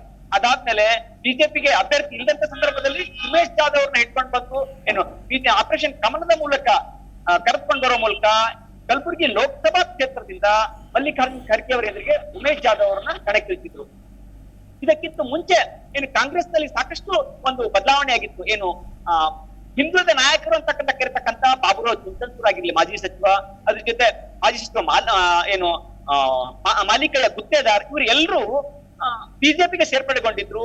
ಜೊತೆಗೆ ಖರ್ಗೆ ಕುಟುಂಬದ ವಿರುದ್ಧ ಒಂದು ದ್ವೇಷವನ್ನ ಮಾಡ್ತಾ ಇದ್ರು. ಕಾರಣ ಕಳೆದ 2013ರ ಸರ್ಕಾರದಲ್ಲಿ ನಂತರ ಬಂದಂತ ಕುಮಾರಸ್ವಾಮಿ ಮತ್ತು ಕಾಂಗ್ರೆಸ್ JDS ಮತ್ತು ಕಾಂಗ್ರೆಸ್ ಸಮ್ಮಿಶ್ರ ಸರ್ಕಾರದಲ್ಲೂ ಸಹಿತ ನಮಗೆ ಮಂತ್ರಿ ಸ್ಥಾನ ಸಿಕ್ಕಿಲ್ಲ, ಖರ್ಗೆ ಅವರು ನಮ್ಮನ್ನ ಕಡೆಗಣಿಸ್ತಿದ್ದಾರೆ, ಅವರಿಂದಲೇ ನಮಗೆ ಸಚಿವ ಸ್ಥಾನ ಸಿಗ್ತಾ ಇಲ್ಲ ಅಂತಕ್ಕಂಥ ಒಂದು ಅಸಮಾಧಾನದಿಂದ ಅವರೆಲ್ಲರೂ ಬಿಜೆಪಿಗೆ ಸೇರಿದ್ರು. ಈ ಎಲ್ಲ ಅಸಮಾಧಾನ ಒಂದ್ ಕಡೆ ಆದ್ರೆ, ಇನ್ನೊಂದ್ ಕಡೆ ಪ್ರಧಾನಿ ನರೇಂದ್ರ ಮೋದಿ ಅವರ ಅಲೆ. ಹೀಗಾಗಿ ಆ ಸಂದರ್ಭದಲ್ಲಿ ಉಮೇಶ್ ಜಾಧವ್ ಗೆಲ್ಲಿಕ್ಕೆ ಕಾರಣ ಆಯ್ತು. ಆದ್ರೆ ಈಗ ಚಿತ್ರಣ ಸಂಪೂರ್ಣ ಬದಲಾಗಿದೆ ಅಂತ ಹೇಳ್ಬೇಕಾಗುತ್ತೆ ಶಿಲ್ಪ. ಯಾಕಂದ್ರೆ ಈಗ ಈ ಹಿಂದೆ ಕಾಂಗ್ರೆಸ್ ತರದು ಬಿಜೆಪಿ ಸೇರಿದಂತ ಬಾಬುರಾವ್ ಚಿಂಚನ್ಸೂರ್, ಮಾಜಿ ಸಚಿವ ಬಾಬುರಾವ್ ಚಿಂಚನ್ಸೂರ್ ಆಗಿರ್ಲಿ ಮತ್ತು ಮಾಲಿಕಯ್ಯ ಗುತ್ತೇದಾರ್, ಇವರಿಬ್ರು ಈಗ ಕಾಂಗ್ರೆಸ್ ನಲ್ಲಿ ಇದ್ದಾರೆ. ಇತ್ತೀಚೆಗೆ ಕಳೆದ 1 ವರ್ಷದ ಹಿಂದೆ ಬಾಬುರಾವ್ ಚಿಂಚನ್ಸೂರ್ ಕಾಂಗ್ರೆಸ್ ಬಂದ್ರೆ, ಇದೇ 2-3 ದಿನಗಳಿಂದ ಮಾಲಿಕಯ್ಯ ಗುತ್ತೇದಾರ್ ತಮ್ಮ ಅಸಮಾಧಾನವನ್ನ ವ್ಯಕ್ತಪಡಿಸಿ ಮತ್ತೆ ಮರಳಿ ನಾ ಮನೆಗೆ ಬರ್ತಾ ಇದ್ದೀನಿ, ನನಗೆ ಸಾಕಷ್ಟು ಬಿಜೆಪಿಯಲ್ಲಿ ಹಿಂಸೆ ಆಗಿದೆ, ಕಷ್ಟ ಆಗಿದೆ ಅಂತಕ್ಕಂಥ ಅಭಿಪ್ರಾಯವನ್ನ ವ್ಯಕ್ತಪಡಿಸುವ ಮೂಲಕ ಅವರು ಈಗ ಕಾಂಗ್ರೆಸ್ಗೆ ಸೇರ್ಪಡೆಯಾಗಿದ್ದಾರೆ. ಹೀಗಾಗಿ ಜೊತೆಗೆ ಕಳೆದ ವಿಧಾನಸಭೆ ಚುನಾವಣೆಯಲ್ಲಿ ಕಲಬುರಗಿ ಲೋಕಸಭಾ ಕ್ಷೇತ್ರದ ಸಂಸದರಂತ ಉಮೇಶ್ ಜಾಧವ್ ಇದ್ದಾರೆ. ಕಳೆದ ವಿಧಾನಸಭಾ ಕ್ಷೇತ್ರದಲ್ಲಿ ಯಾರ ಕ್ಷೇತ್ರಕ್ಕೂ ಹೋಗಿ ಪ್ರಚಾರ ಮಾಡಿಲ್ಲ. ಅಂದ್ರೆ ಕಲಬುರಗಿ ಜಿಲ್ಲೆಯ ವಿಧಾನಸಭಾ ಕ್ಷೇತ್ರಗಳಲ್ಲಿ. ಯಾಕಂದ್ರೆ ಚಿಂಚೋಳಿ ಕ್ಷೇತ್ರದಿಂದ ಅವರ ಮಗನನ್ನ ಬಿಜೆಪಿಯಿಂದ ಕಣಕ್ಕಿಳಿಸಿದ್ರು. ಹೀಗಾಗಿ ಅವರು ಸಂಪೂರ್ಣ ಚಿಂಚೋಳಿಯಲ್ಲಿ ಠಿಕಾಣಿ ಹಾಕೊಂಡು ಕೂತಿದ್ರು. ಹೀಗಾಗಿ ಬೇರೆ ಕ್ಷೇತ್ರಗಳಿಗೆ ಅವ್ರು ಹೋಗಿಲ್ಲ. ಹೀಗಾಗಿ ಈಗ ಸ್ಥಳೀಯಲ್ಲಿ ಕೇವಲ ಕಲಬುರಗಿ ಜಿಲ್ಲೆಯಲ್ಲಿ 1 ಸ್ಥಾನ ಮಾತ್ರ ಬಿಜೆಪಿ ಬಂದಿದೆ. ಅಂದ್ರೆ ಇಡೀ ಲೋಕಸಭಾ ಕ್ಷೇತ್ರವನ್ನು ತಗೊಂಡ್ರೆ ಒಂದು JDS, ಒಂದು ಬಿಜೆಪಿ ಆಗುತ್ತೆ. ಉಳಿದಂತೆ 8ರಲ್ಲಿ 6 ಜನ ಕಾಂಗ್ರೆಸ್ ಶಾಸಕರಿದ್ದಾರೆ. ಅದಕ್ಕೆ ನಾವು ಸೋಲಿಕ್ಕೆ ಕಾರಣ ಉಮೇಶ್ ಜಾಧವ್ ಅಂತಕ್ಕಂಥ ಅಸಮಾಧಾನ ಬಿಜೆಪಿ ಪರಾಜಿತ ಅಭ್ಯರ್ಥಿಗಳಲ್ಲಿ ಇರ್ತಕ್ಕಂಥದ್ದು. ಹೀಗಾಗಿ ಅವರಿಂದಲೂ ಸಹಿತ ಉಮೇಶ್ ಜಾಧವ್ ಅವರಿಗೆ ಸಹಕಾರ ಸಿಗ್ತಾ ಇಲ್ಲ. ಹೀಗಾಗಿ ಚಿತ್ರಣ ಬದಲಾಗ್ತಾ ಇದೆ. ಈ ಹಿಂದೆ ಬಿಜೆಪಿಯಲ್ಲಿ ಯಾರ್ಯಾರಿದ್ರು ಅವರೆಲ್ಲರೂ ಕಾಂಗ್ರೆಸ್ ಸೇರ್ಪಡೆ ಆಗ್ತಿದ್ದಾರೆ. ಅದ್ರ ಜೊತೆ ಪಕ್ಷೇತರವಾಗಿ ಆಗಿರ್ಲಿ JDS ಜೊತೆ ಗುರುತಿಸಿಕೊಂಡಂತ ಸಾಕಷ್ಟು ಜನ ಈಗ ಕಾಂಗ್ರೆಸ್ಗೆ ಸೇರ್ಪಡೆ ಆಗ್ತಿದ್ದಾರೆ. ಆದ ಕಾರಣದಿಂದ ಕಳೆದ ಬಾರಿ ಕಲ್ಯಾಣ ಕರ್ನಾಟಕದ ಕಲಬುರಗಿ ಕಾಂಗ್ರೆಸ್ನ ಭದ್ರಕೋಟೆ ಅಂತಾನೆ ಕರೆಯಲ್ಪಡ್ತಿತ್ತು. ಕಳೆದ ಬಾರಿ ಒಂದು ಕೈ ತಪ್ಪಿದ ಕೋಟೆಯನ್ನ ಈ ಬಾರಿ ಮರಳಿ ವಶಕ್ಕೆ ಪಡೆಯಲಿಕ್ಕೆ ಕಾಂಗ್ರೆಸ್ ಗತಾಯ ಪ್ರಯತ್ನವನ್ನ ಪಡ್ತಾ ಇದೆ. ಹೀಗಾಗಿ ಈ ಬಾರಿ ನಿಜಕ್ಕೂ ಬಿಜೆಪಿಗೆ ಇದು ಮುರುಳಾಗುತ್ತಾ? ಒಂದ್ ಹಂತದಲ್ಲಿ ಉಮೇಶ್ ಜಾಧವ್ ಅಭಿವೃದ್ಧಿ ಕೆಲಸ ಮಾಡಿದ್ದಾರೆ ಅಂತಕ್ಕಂಥ ಪ್ರಶ್ನೆ ಸಹಿತ ಕ್ಷೇತ್ರದಲ್ಲಿ ಕೇಳುತ್ತೆ. ಇನ್ನು ಕೇಂದ್ರ ಸರ್ಕಾರದ ಭಾರತ್ ಮಾಲಾ ಯೋಜನೆ ಇದೆ, ಅದು ಬಂದಿದೆ. ಜೊತೆಗೆ ವಂದೇ ಭಾರತ್ ಟ್ರೈನ್ ಬಿಟ್ಟಿದ್ದಾರೆ. ವಂದೇ ಭಾರತ್ ಟ್ರೈನ್ ಬಗ್ಗೆ ಆಕಾಶ ಚಂದ್ರದ ಅಸಮಾಧಾನ ಏನು? ಶ್ರೀಮಂತರಿಗೆ ಮಾತ್ರ ಇದೆ. ಅಲ್ಲಿ 1,500-2,000 ರೂಪಾಯಿ ಕೊಟ್ಟು ನಾವೆಲ್ಲಿ ಸಂಚಾರ ಮಾಡ್ಲಿಕ್ಕಾಗುತ್ತೆ? ಅದೇ ಎಕ್ಸ್ಪ್ರೆಸ್ ಟ್ರೈನ್ ಅಲ್ಲಿ ಸ್ಲೀಪರ್ ಅಲ್ಲಿ ನಾವು 400 ರೂಪಾಯಿಲಿ ಬೆಂಗಳೂರು ತಲುಪ್ತೀವಿ. ಆದ್ರೆ ಇಲ್ಲಿ 2,000 ಕೊಡ್ಬೇಕಲ್ಲ, ಅದೇಗೆ ಅಂತಕ್ಕಂಥ ಪ್ರಶ್ನೆ ಒಂದ್ ಕಡೆ ಮುಂದಾಗ್ತಾ ಇದೆ. ಜೊತೆಗೆ ಅವರು ಈ ಹಿಂದೆ ಮಲ್ಲಿಕಾರ್ಜುನ್ ಖರ್ಗೆ ಅವರು ರೈಲ್ವೆ ಸಚಿವರಾದಂತ ಸಂದರ್ಭದಲ್ಲಿ ರೈಲ್ವೆ ಡಿವಿಷನ್ ಅನ್ನ ಘೋಷಣೆ ಮಾಡಿದ್ರು. ಆದ್ರೆ ಈಗ ಆ ರೈಲ್ವೆ ಡಿವಿಷನ್ಗೆ ಕಳೆದ 2 ಅವಧಿಯಲ್ಲಿ ಕೇವಲ 1,000 ರೂಪಾಯಿ ಮಾತ್ರ ಕೇಂದ್ರ ಸರ್ಕಾರ ಕೊಟ್ಟಿರ್ತಕ್ಕಂಥದ್ದು. ಹೀಗಾಗಿ ಬಿಜೆಪಿಯಿಂದ ಕಲಬುರಗಿ ಭಾಗದಲ್ಲಿ, ಕಲಬುರಗಿ ಲೋಕಸಭಾ ಕ್ಷೇತ್ರದಲ್ಲಿ ಯಾವುದೇ ಅಭಿವೃದ್ಧಿ ಆಗಿಲ್ಲ ಅಂತಕ್ಕಂಥ ಅಸಮಾಧಾನ ಹೊಂದಿದೆ. ಈಗ ಉಮೇಶ್ ಜಾಧವ್ ಅವರಿಗೆ ಬರ್ತಕ್ಕಂಥ ಮತ ಪ್ರಧಾನಿ ನರೇಂದ್ರ ಮೋದಿ ಅವರ ಮತ. ಅಂದ್ರೆ ನಿಜಕ್ಕೂ ಪ್ರಧಾನಿ ನರೇಂದ್ರ ಮೋದಿ ಎಕ್ಸಾಕ್ಟ್ಲಿ. ನಾನು ಮಾತಾಡ್ತೀನಿ, ಸಿದ್ದು ಲೈನ್ ಅಲ್ಲಿ ಮತ್ತೆ ಮಾತಾಡ್ತೀನಿ. ಮುಂದಿನ ಭಾಗದಲ್ಲಿ ಇನ್ನೊಂದಷ್ಟು ಲೆಕ್ಕಾಚಾರಗಳಿದೆ. ಓಕೆ, ಶಶಿಕಾಂತ್ ಅವರು ಅಂದ್ರೆ ಪ್ರಧಾನಿ ನರೇಂದ್ರ ಮೋದಿ ಅವರ ವರ್ಚಸ್ಸು ಕೂಡ ಅಲ್ಲಿ ಇದೆ ಅನ್ನೋದಕ್ಕೆ ಕಳೆದ ಬಾರಿ ಅಂದ್ರೆ ಅವರು ಕೂಡ ಅದನ್ನ ಆ ಲೆವೆಲಿಗೆ ಪ್ರತಿಷ್ಠೆಯಾಗಿ ತೆಗೆದುಕೊಂಡಿದ್ದಾರೆ. ಕರ್ನಾಟಕದಲ್ಲಿ ಲೋಕಸಭೆ ಚುನಾವಣೆಯ ಪ್ರಚಾರ ಆರಂಭ ಮಾಡಿದ್ದೆ ಕಳೆದ ಬಾರಿ 2019ರಲ್ಲೂ ಕೂಡ ಇದೇ ಕಲಬುರಗಿಯಿಂದ, ಇದೇ 24ರಲ್ಲೂ ಕೂಡ ಇದೇ ಕಲಬುರಗಿಯಿಂದ. ಅಂದ್ರೆ ಅಲ್ಲಿ AICC ಅಧ್ಯಕ್ಷರು ಅಥವಾ ಅವರ ಒಂದು ಕೌಟುಂಬಿಕವಾದಂತಹ ಒಂದು ಪ್ರಬಲವಾಗಿದ್ದಾರೆ ಅನ್ನೋ ಕಾರಣಕ್ಕೆ ಅಲ್ಲಿ ಕುಗ್ಗಿಸ್ಬೇಕು ಅನ್ನುವಂಥ ನಿಟ್ಟಿನಲ್ಲೂ ಕೂಡ ಅಂದ್ರೆ ಅದನ್ನ ಪ್ರತಿಷ್ಠೆಯಾಗಿ ತೆಗೆದುಕೊಂಡಿದ್ದೆ ಬಿಜೆಪಿ ಕೂಡ ಅಂತ ಏನ್ ಹೇಳ್ತೀರಿ? ನೀವು ಹೇಳಿದ್ದು ತುಂಬಾ ಸರಿಯಾಗಿದೆ. ಅದನ್ನ ಅಲ್ಲಿ ಒಂದು ಖರ್ಗೆ ಅವರ ಕೋಟೆ ಬಿಲ್ಡಪ್ ಆಗಿತ್ತು. ನಿಜ. ಆ ಕೋಟೆಯನ್ನ ಛಿದ್ರ ಮಾಡಬೇಕಾಗಿತ್ತು. ಅದಕ್ಕೆ ಆ ಕೋಟೆಯ ಸೇನಾಧಿಪತಿಗಳಿದಾರಲ್ಲ ಅವರನ್ನೇ ತೆಗೆದುಕೊಂಡ್ರು. ಅವರು ಅಲ್ಲಿರೋರ್ನೆಲ್ಲರೂ ಪಕ್ಷಾಂತರ ಮಾಡಿದ್ರು, ಅದೇನು ಆಪರೇಷನ್ ಕಮಲ ಏನೇನೋ ಮಾಡಿದ್ರು, ಅವ್ರ ವಿರುದ್ಧ ಕಟ್ಟಿದ್ರು, ನಿಲ್ಸಿದ್ರು. ಆಮೇಲೆ ಅದು ಬರೀ ಮೋದಿ ಅಲಿ ಅಲ್ಲ, ಮೋದಿ ಅಲಿಯ ಜೊತೆಗೆ ಅಲ್ಲಿರ್ತಕ್ಕಂಥ ಜೊತೆಗಾರರಿದಾರಲ್ಲ ಅವರು ಎಲ್ಲರೂ ಸಹಿತ ಖರ್ಗೆ ಅವರ ವಿರುದ್ಧವಾಗಿ ಕೆಲಸ ಮಾಡಿದ್ರಿಂದ ಆವಾಗ ಖರ್ಗೆ ಅವ್ರು ಸೋಲ್ಬೇಕಾಯ್ತು. ಆದರೆ ಈ ಸದ್ಯಕ್ಕೆ ಅಲ್ಲಿ ವಸ್ತುಸ್ಥಿತಿ ತುಂಬಾ ಭಿನ್ನವಾಗಿದೆ. ಯಾಕೆ ಗೊತ್ತಾ? ಮೋದಿಯವರು ಇವಾಗ ರಾಜ್ಯ ನಾಯಕರಲ್ಲ, ಅವರು ರಾಷ್ಟ್ರ ನಾಯಕರೇ ಗುರುತಿಸ್ಕೊಂಡಿದ್ದಾರೆ. ಇಡೀ ದೇಶದ ಎಲ್ಲ ಪಕ್ಷಗಳು ಏನು NDA ಅಂತ ಮಾಡ್ಕೊಂಡಿದ್ದಾವಲ್ಲ ಅದರ ಮಿತ್ರಕೂಟದನ್ನೂ ಸಹಿತ ಅವರು ಮುಂದುವರಿಸ್ತಾ ಇದ್ದಾರೆ. ಸೊ ಆದ್ದರಿಂದ ಅವರು ಈ ಸದ್ಯಕ್ಕೆ ಅವರ ಸ್ಥಾನದಲ್ಲಿ ರಾಹುಲ್ ಗಾಂಧಿ ಅವ್ರಿಗಿಂತೂ ಮೇಲಿದ್ದಾರೆ, ಸೋನಿಯಾ ಗಾಂಧಿ ಅವ್ರಿಗಿಂತೂ ಮೇಲಿದ್ದಾರೆ. ಸೊ ಇಂಥ ಸಂದರ್ಭದಲ್ಲಿ ಅಲ್ಲಿರ್ತಕ್ಕಂಥ ಜನ ಏನು ಯೋಚನೆ ಮಾಡ್ತಾರಂತಂದ್ರೆ, ಅರೆ ಖರ್ಗೆ ಅವರು ರಾಷ್ಟ್ರ ಮಟ್ಟದ, ನಮ್ಮ ಖರ್ಗೆ ಅವರು ನಮ್ಮ ಭಾಗದವರು ರಾಷ್ಟ್ರ ಮಟ್ಟದ ಅಧ್ಯಕ್ಷರಾಗಿದ್ದಾರೆ, ಕಾಂಗ್ರೆಸ್ ಅಧ್ಯಕ್ಷರಾಗಿದ್ದಾರೆ. ಇಂಡಿಯಾ ಮೈತ್ರಿಕೂಟ ಏನಾದ್ರೂ ಬಹುಮತದಲ್ಲಿ ಬಂದರೆ ಅವರು ಪ್ರಧಾನಮಂತ್ರಿ ಆಗುವ ಚಾನ್ಸಸ್ಗಳು ಇದ್ದಾವೆ. ಹೀಗಾಗಿ ಕಲಬುರಗಿಯ ಒಬ್ಬರು ಅಲ್ಲಿ ಪ್ರಧಾನಮಂತ್ರಿ ಆದರೆ ನಮ್ಮ ಭಾಗಕ್ಕೆ, ನಮ್ಮ ಪ್ರದೇಶಕ್ಕೆ ಹೆಚ್ಚು ಅನುಕೂಲತೆಗಳು ಆಗ್ತವೆ. ಆದ್ದರಿಂದ ಇವರು ಜಾಧವ್ ಅವ್ರನ್ನ ಮಾಡಿದರೆ ಅಮ್ಮಮ್ಮ MP ಆಗ್ಬೋದೇ ಹೊರತಾಗಿ ಅವ್ರನ್ನ ಸಚಿವರನ್ನೂ ಮಾಡೋದಿಲ್ಲ. ಅವ್ರು ಏನು ಕೇಳಿದ್ದನ್ನು ಕೊಡೋದಿಲ್ಲ. ಯಾಕಂದರೆ ಅಲ್ಲಿ ಮೋದಿ ಸರ್ಕಾರದಲ್ಲಿ ಯಾವ MP ಗಳು ಮಾತಾಡೋಕ್ಕೂ ಅಧಿಕಾರ ಇರೋದಿಲ್ಲ. ಆದ್ದರಿಂದ ನಾವು ಈ ಸಾರಿ ಖರ್ಗೆ ಅವರನ್ನ ಅಂದರೆ ಅವ್ರ ಅಳಿಯನನ್ನು ಆರಿಸಿ ತಂದರೆ ಅದು ಖರ್ಗೆ ಅವ್ರನ್ನ ಆರಿಸಿ ತಂದ ಹಾಗಾಗುತ್ತೆ. ಅದಕ್ಕಿಂತಲೂ ಹೆಚ್ಚಾಗಿ ಆ ಇಡೀ ಲೋಕಸಭೆ ಕ್ಷೇತ್ರದಲ್ಲಿ ಒಂದೇ ಒಂದಿದೆ, ಅನುಕಂಪದಲ್ಲೇ. ಕಳೆದ ಸಾರ್ತಿ ನಾವು ಖರ್ಗೆ ಅವ್ರನ್ನ ಸೋಲಿಸಿದೀವಲ್ಲ, ಸೋಲಿಸಿದ ಮೇಲೆ ಅಭಿವೃದ್ಧಿ ಕುಂಠಿತ ಆಗಿದೆಯಲ್ಲ. ಸೊ ಆದ್ದರಿಂದ ಕೇಂದ್ರದ ಯೋಜನೆಗಳು ಬಂದಿಲ್ವಲ್ಲ, ಕೇಂದ್ರದಲ್ಲಿ ನಮ್ಮ ಪರವಾಗಿ ಮಾತಾಡ್ತಕ್ಕಂಥವ್ರು ಇಲ್ವಲ್ಲ. ಸೊ ಆದ್ದರಿಂದ ನಾವು ತಪ್ಪು ಕೆಲಸ ಮಾಡಿದ್ದೀವಿ, ಅವ್ರನ್ನ ಸೋಲಿಸಿದ್ದೀವಿ. ಈ ಸಾರ್ತಿ ಸೋಲಿಸಬಾರ್ದು, ಅವ್ರು ಗೆಲ್ಲಿಸಬೇಕು, ಅವ್ರ ಅಳಿಯನನ್ನಾದರೂ ಗೆಲ್ಲಿಸಬೇಕು ಅನ್ನುವ ಒಂದು ಅನುಕಂಪದಲ್ಲಿಯೂ ಸಹಿತ ಕೆಲಸ ಮಾಡುವ ಸಾಧ್ಯತೆಗಳು ಇದಾವೆ. ಓಕೆ, ಲೆಕ್ಕಾಚಾರದಲ್ಲಿ ಹಲವಾರು ಲೆಕ್ಕಾಚಾರಗಳು. ಈ ಬಾರಿ ಯಾವ ಲೆಕ್ಕಾಚಾರ ವರ್ಕೌಟ್ ಆಗುತ್ತೆ ಅನ್ನೋದ್ರ ಕುರಿತಾಗಿ ಮಾತಾಡ್ತಾ ಇದ್ದೀವಿ. ನಮ್ಮ ಪ್ರತಿನಿಧಿ ಸಿದ್ದು ಸಾತಿಹಾಳ ಇದ್ದಾರೆ. ಸಿದ್ದು, ನೋಡ್ತಾ ಇದ್ದೀವಿ ಒಂದು ಕಡೆ ಈ ಜಾತಿವಾರು ಲೆಕ್ಕಾಚಾರ ಕೂಡ ಅಷ್ಟೇ ಇಂಪಾರ್ಟೆಂಟ್ ಆಗುತ್ತೆ. ಹಾಗಾಗಿ ನಾನು ಆ ಜಾತಿವಾರು ಲೆಕ್ಕಾಚಾರವನ್ನು ನೋಡ್ಕೊಂಡು ಬಂದ್ಬಿಡ್ತೀನಿ ಕ್ವಿಕ್ ಆಗಿ. ನೋಡಿ, ಲಿಂಗಾಯತ ಮತದಾರರು ಅಂತ ಬಂದಾಗ 5,90,000 ಮತದಾರರಿದ್ದಾರೆ. ಒಟ್ಟು ಮತದಾರರಲ್ಲಿ ದಲಿತರು ಅಂತ ಬಂದಾಗ 3,70,000 ಮತದಾರರಿದ್ದಾರೆ. ಕೋಲಿ ಕಬ್ಬಲಿಗ 3,40,000 ಮತದಾರರಿದ್ದಾರೆ. ಕುರುಬರು 2,00,000 ಮತದಾರರಿದ್ದಾರೆ. ಮುಸ್ಲಿಮರು 2,20,000 ಮತದಾರರಿದ್ದಾರೆ.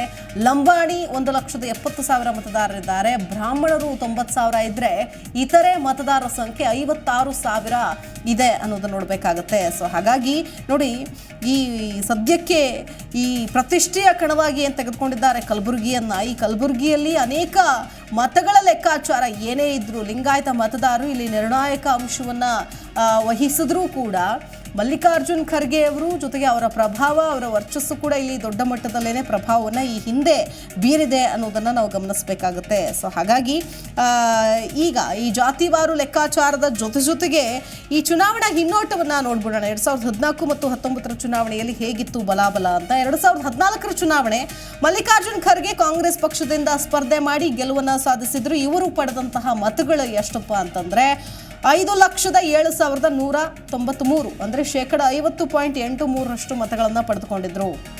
ಅದ್ರ ಜೊತೆಗೆ ರೇವು ನಾಯಕ್ ಬೆಳಮಗಿ ಬಿಜೆಪಿಯಿಂದ ಕಂಟೆಸ್ಟ್ ಮಾಡಿದ್ರು, ಸೋಲನ್ನು ಅನುಭವಿಸ್ತಾರೆ. ಇವರು ಪಡೆದ ಮತಗಳು 4,32,460 ಮತಗಳು. ಗೆಲುವಿನ ಅಂತರ ಇದ್ದಿದ್ದು 74,733 ಗೆಲುವಿನ ಅಂತರ, ಡಿಸ್ಟೆನ್ಸ್. ಈ ಇಷ್ಟು ಮತಗಳ ಅಂತರದಿಂದ ಗೆಲುವನ್ನು ಸಾಧಿಸಿದ್ರು ಮಲ್ಲಿಕಾರ್ಜುನ್ ಖರ್ಗೆ. ಮತ್ತೆ 2019 ಚುನಾವಣೆ ವಿಷಯಕ್ಕೆ ಬರೋದಾದ್ರೆ ಡಾಕ್ಟರ್ ಉಮೇಶ್ ಜಾಧವ್ ಅವರು ಬಿಜೆಪಿಯಿಂದ ಸ್ಪರ್ಧೆ ಮಾಡ್ತಾರೆ, ಗೆಲುವನ್ನು ಸಾಧಿಸ್ತಾರೆ. ಇವರು ಪಡೆದ ಮತಗಳು 6,20,192 ಅಂದರೆ 52.14% ಮತಗಳನ್ನು ಪಡೆದುಕೊಳ್ತಾರೆ. ಇನ್ನು ಮಲ್ಲಿಕಾರ್ಜುನ್ ಖರ್ಗೆ ಅವರು ಕಾಂಗ್ರೆಸ್ನಿಂದ ಸ್ಪರ್ಧೆ ಮಾಡಿ ಸೋಲನ್ನು ಅನುಭವಿಸ್ತಾರೆ. ಇವರು ಪಡೆದಂತಹ ಮತಗಳು 5,72,740,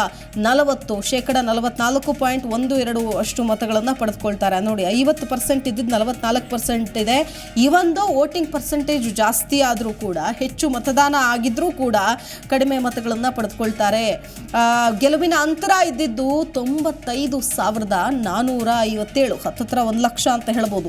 ಅಂದರೆ ಒಂದು ದೊಡ್ಡ ಹ್ಯೂಜ್ ಗ್ಯಾಪ್ ಇಂದ ಸೋಲನ್ನು ಅನುಭವಿಸ್ತಾರೆ ಮಲ್ಲಿಕಾರ್ಜುನ್ ಖರ್ಗೆ ಅವರು. ಸಿದ್ದು, ನಾವು ನೋಡ್ತಾ ಇದ್ವಿ ಈಗ ಈ ಅಂಶಗಳು ಬಹಳ ದೊಡ್ಡ ಮಟ್ಟದಲ್ಲಿ ಅವ್ರ ಮೇಲೆ ವೈಯಕ್ತಿಕವಾಗೂ ಕೂಡ ಪರಿಣಾಮ ಬೀರುತ್ತು. ಅಂದರೆ ಜನ ಈ ಲೆವೆಲಿಗೆ, ಅಂದರೆ 95,000, ಹತ್ತತ್ರ 1,00,000 ಲೀಡಲ್ಲಿ ಪ್ರತಿಸ್ಪರ್ಧಿ ಜಾಧವ್ ಅವರು ಗೆಲ್ತಾರೆ ಅನ್ನುವಂಥ ಊಹೆ ಕೂಡ ಇರಲಿಲ್ಲ. ಏನೇ ಇದ್ರೂ, ಲೆಕ್ಕಾಚಾರಗಳಿದ್ರೂ ಕೂಡ ಚುನಾವಣೆಯ ನಂತರದಲ್ಲಿ ಒಂದಷ್ಟು ಚಿತ್ರಣವೇ ಬದಲಾಗಿ ಹೋಗುತ್ತೆ ಅಂತ. ಡೀಟೇಲ್ಸ್ ನೋಡೋದಾದ್ರೆ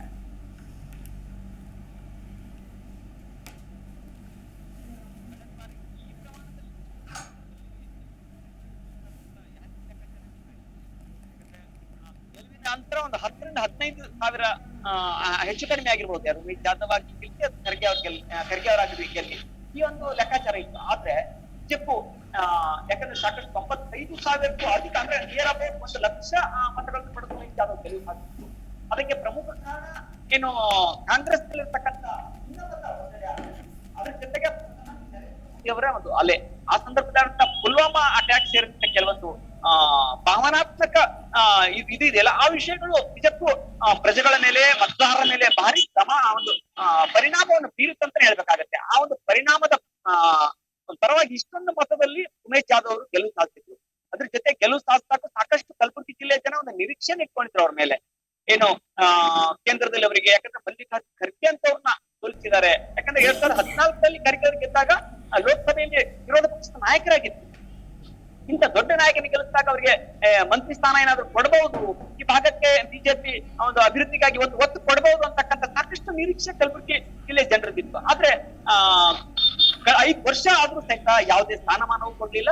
ಅದ್ರ ಜೊತೆ ಕಲಬುರಗಿ ಜಿಲ್ಲೆ ಅಭಿವೃದ್ಧಿಗೆ ಬಿಜೆಪಿ ಯಾವುದೇ ರೀತಿಯಿಂದ ಮನ್ನಣೆ ಕೊಡ್ಲೇ ಇಲ್ಲ ಇರ್ತಕ್ಕಂಥದ್ದು. ಯಾಕಂದ್ರೆ ಅದಕ್ಕೆ ಪ್ರಮುಖ ಕಾರಣ ಖರ್ಗೆ ಅವರು ಹೇಳೋದು, ಇದು ನನ್ನ ಜಿಲ್ಲೆ, ನನ್ನ ಕ್ಷೇತ್ರ ಅನ್ನೋ ಹಿನ್ನೆಲೆಯಲ್ಲಿ ಈ ಭಾಗಕ್ಕೆ ಬಿಜೆಪಿ ಅವರು ಒತ್ತು ಕೊಟ್ಟಿಲ್ಲ ಅಂತಕ್ಕಂಥದ್ದು. ಹೀಗಾಗಿ ಬಿಜೆಪಿಗೆಲ್ಲ ಈ ಬಾರಿ ಬಿಜೆಪಿಗೆ ಮೈನಸ್ ಅಂತಾನೆ ಹೇಳ್ಬೇಕಾಗತ್ತೆ.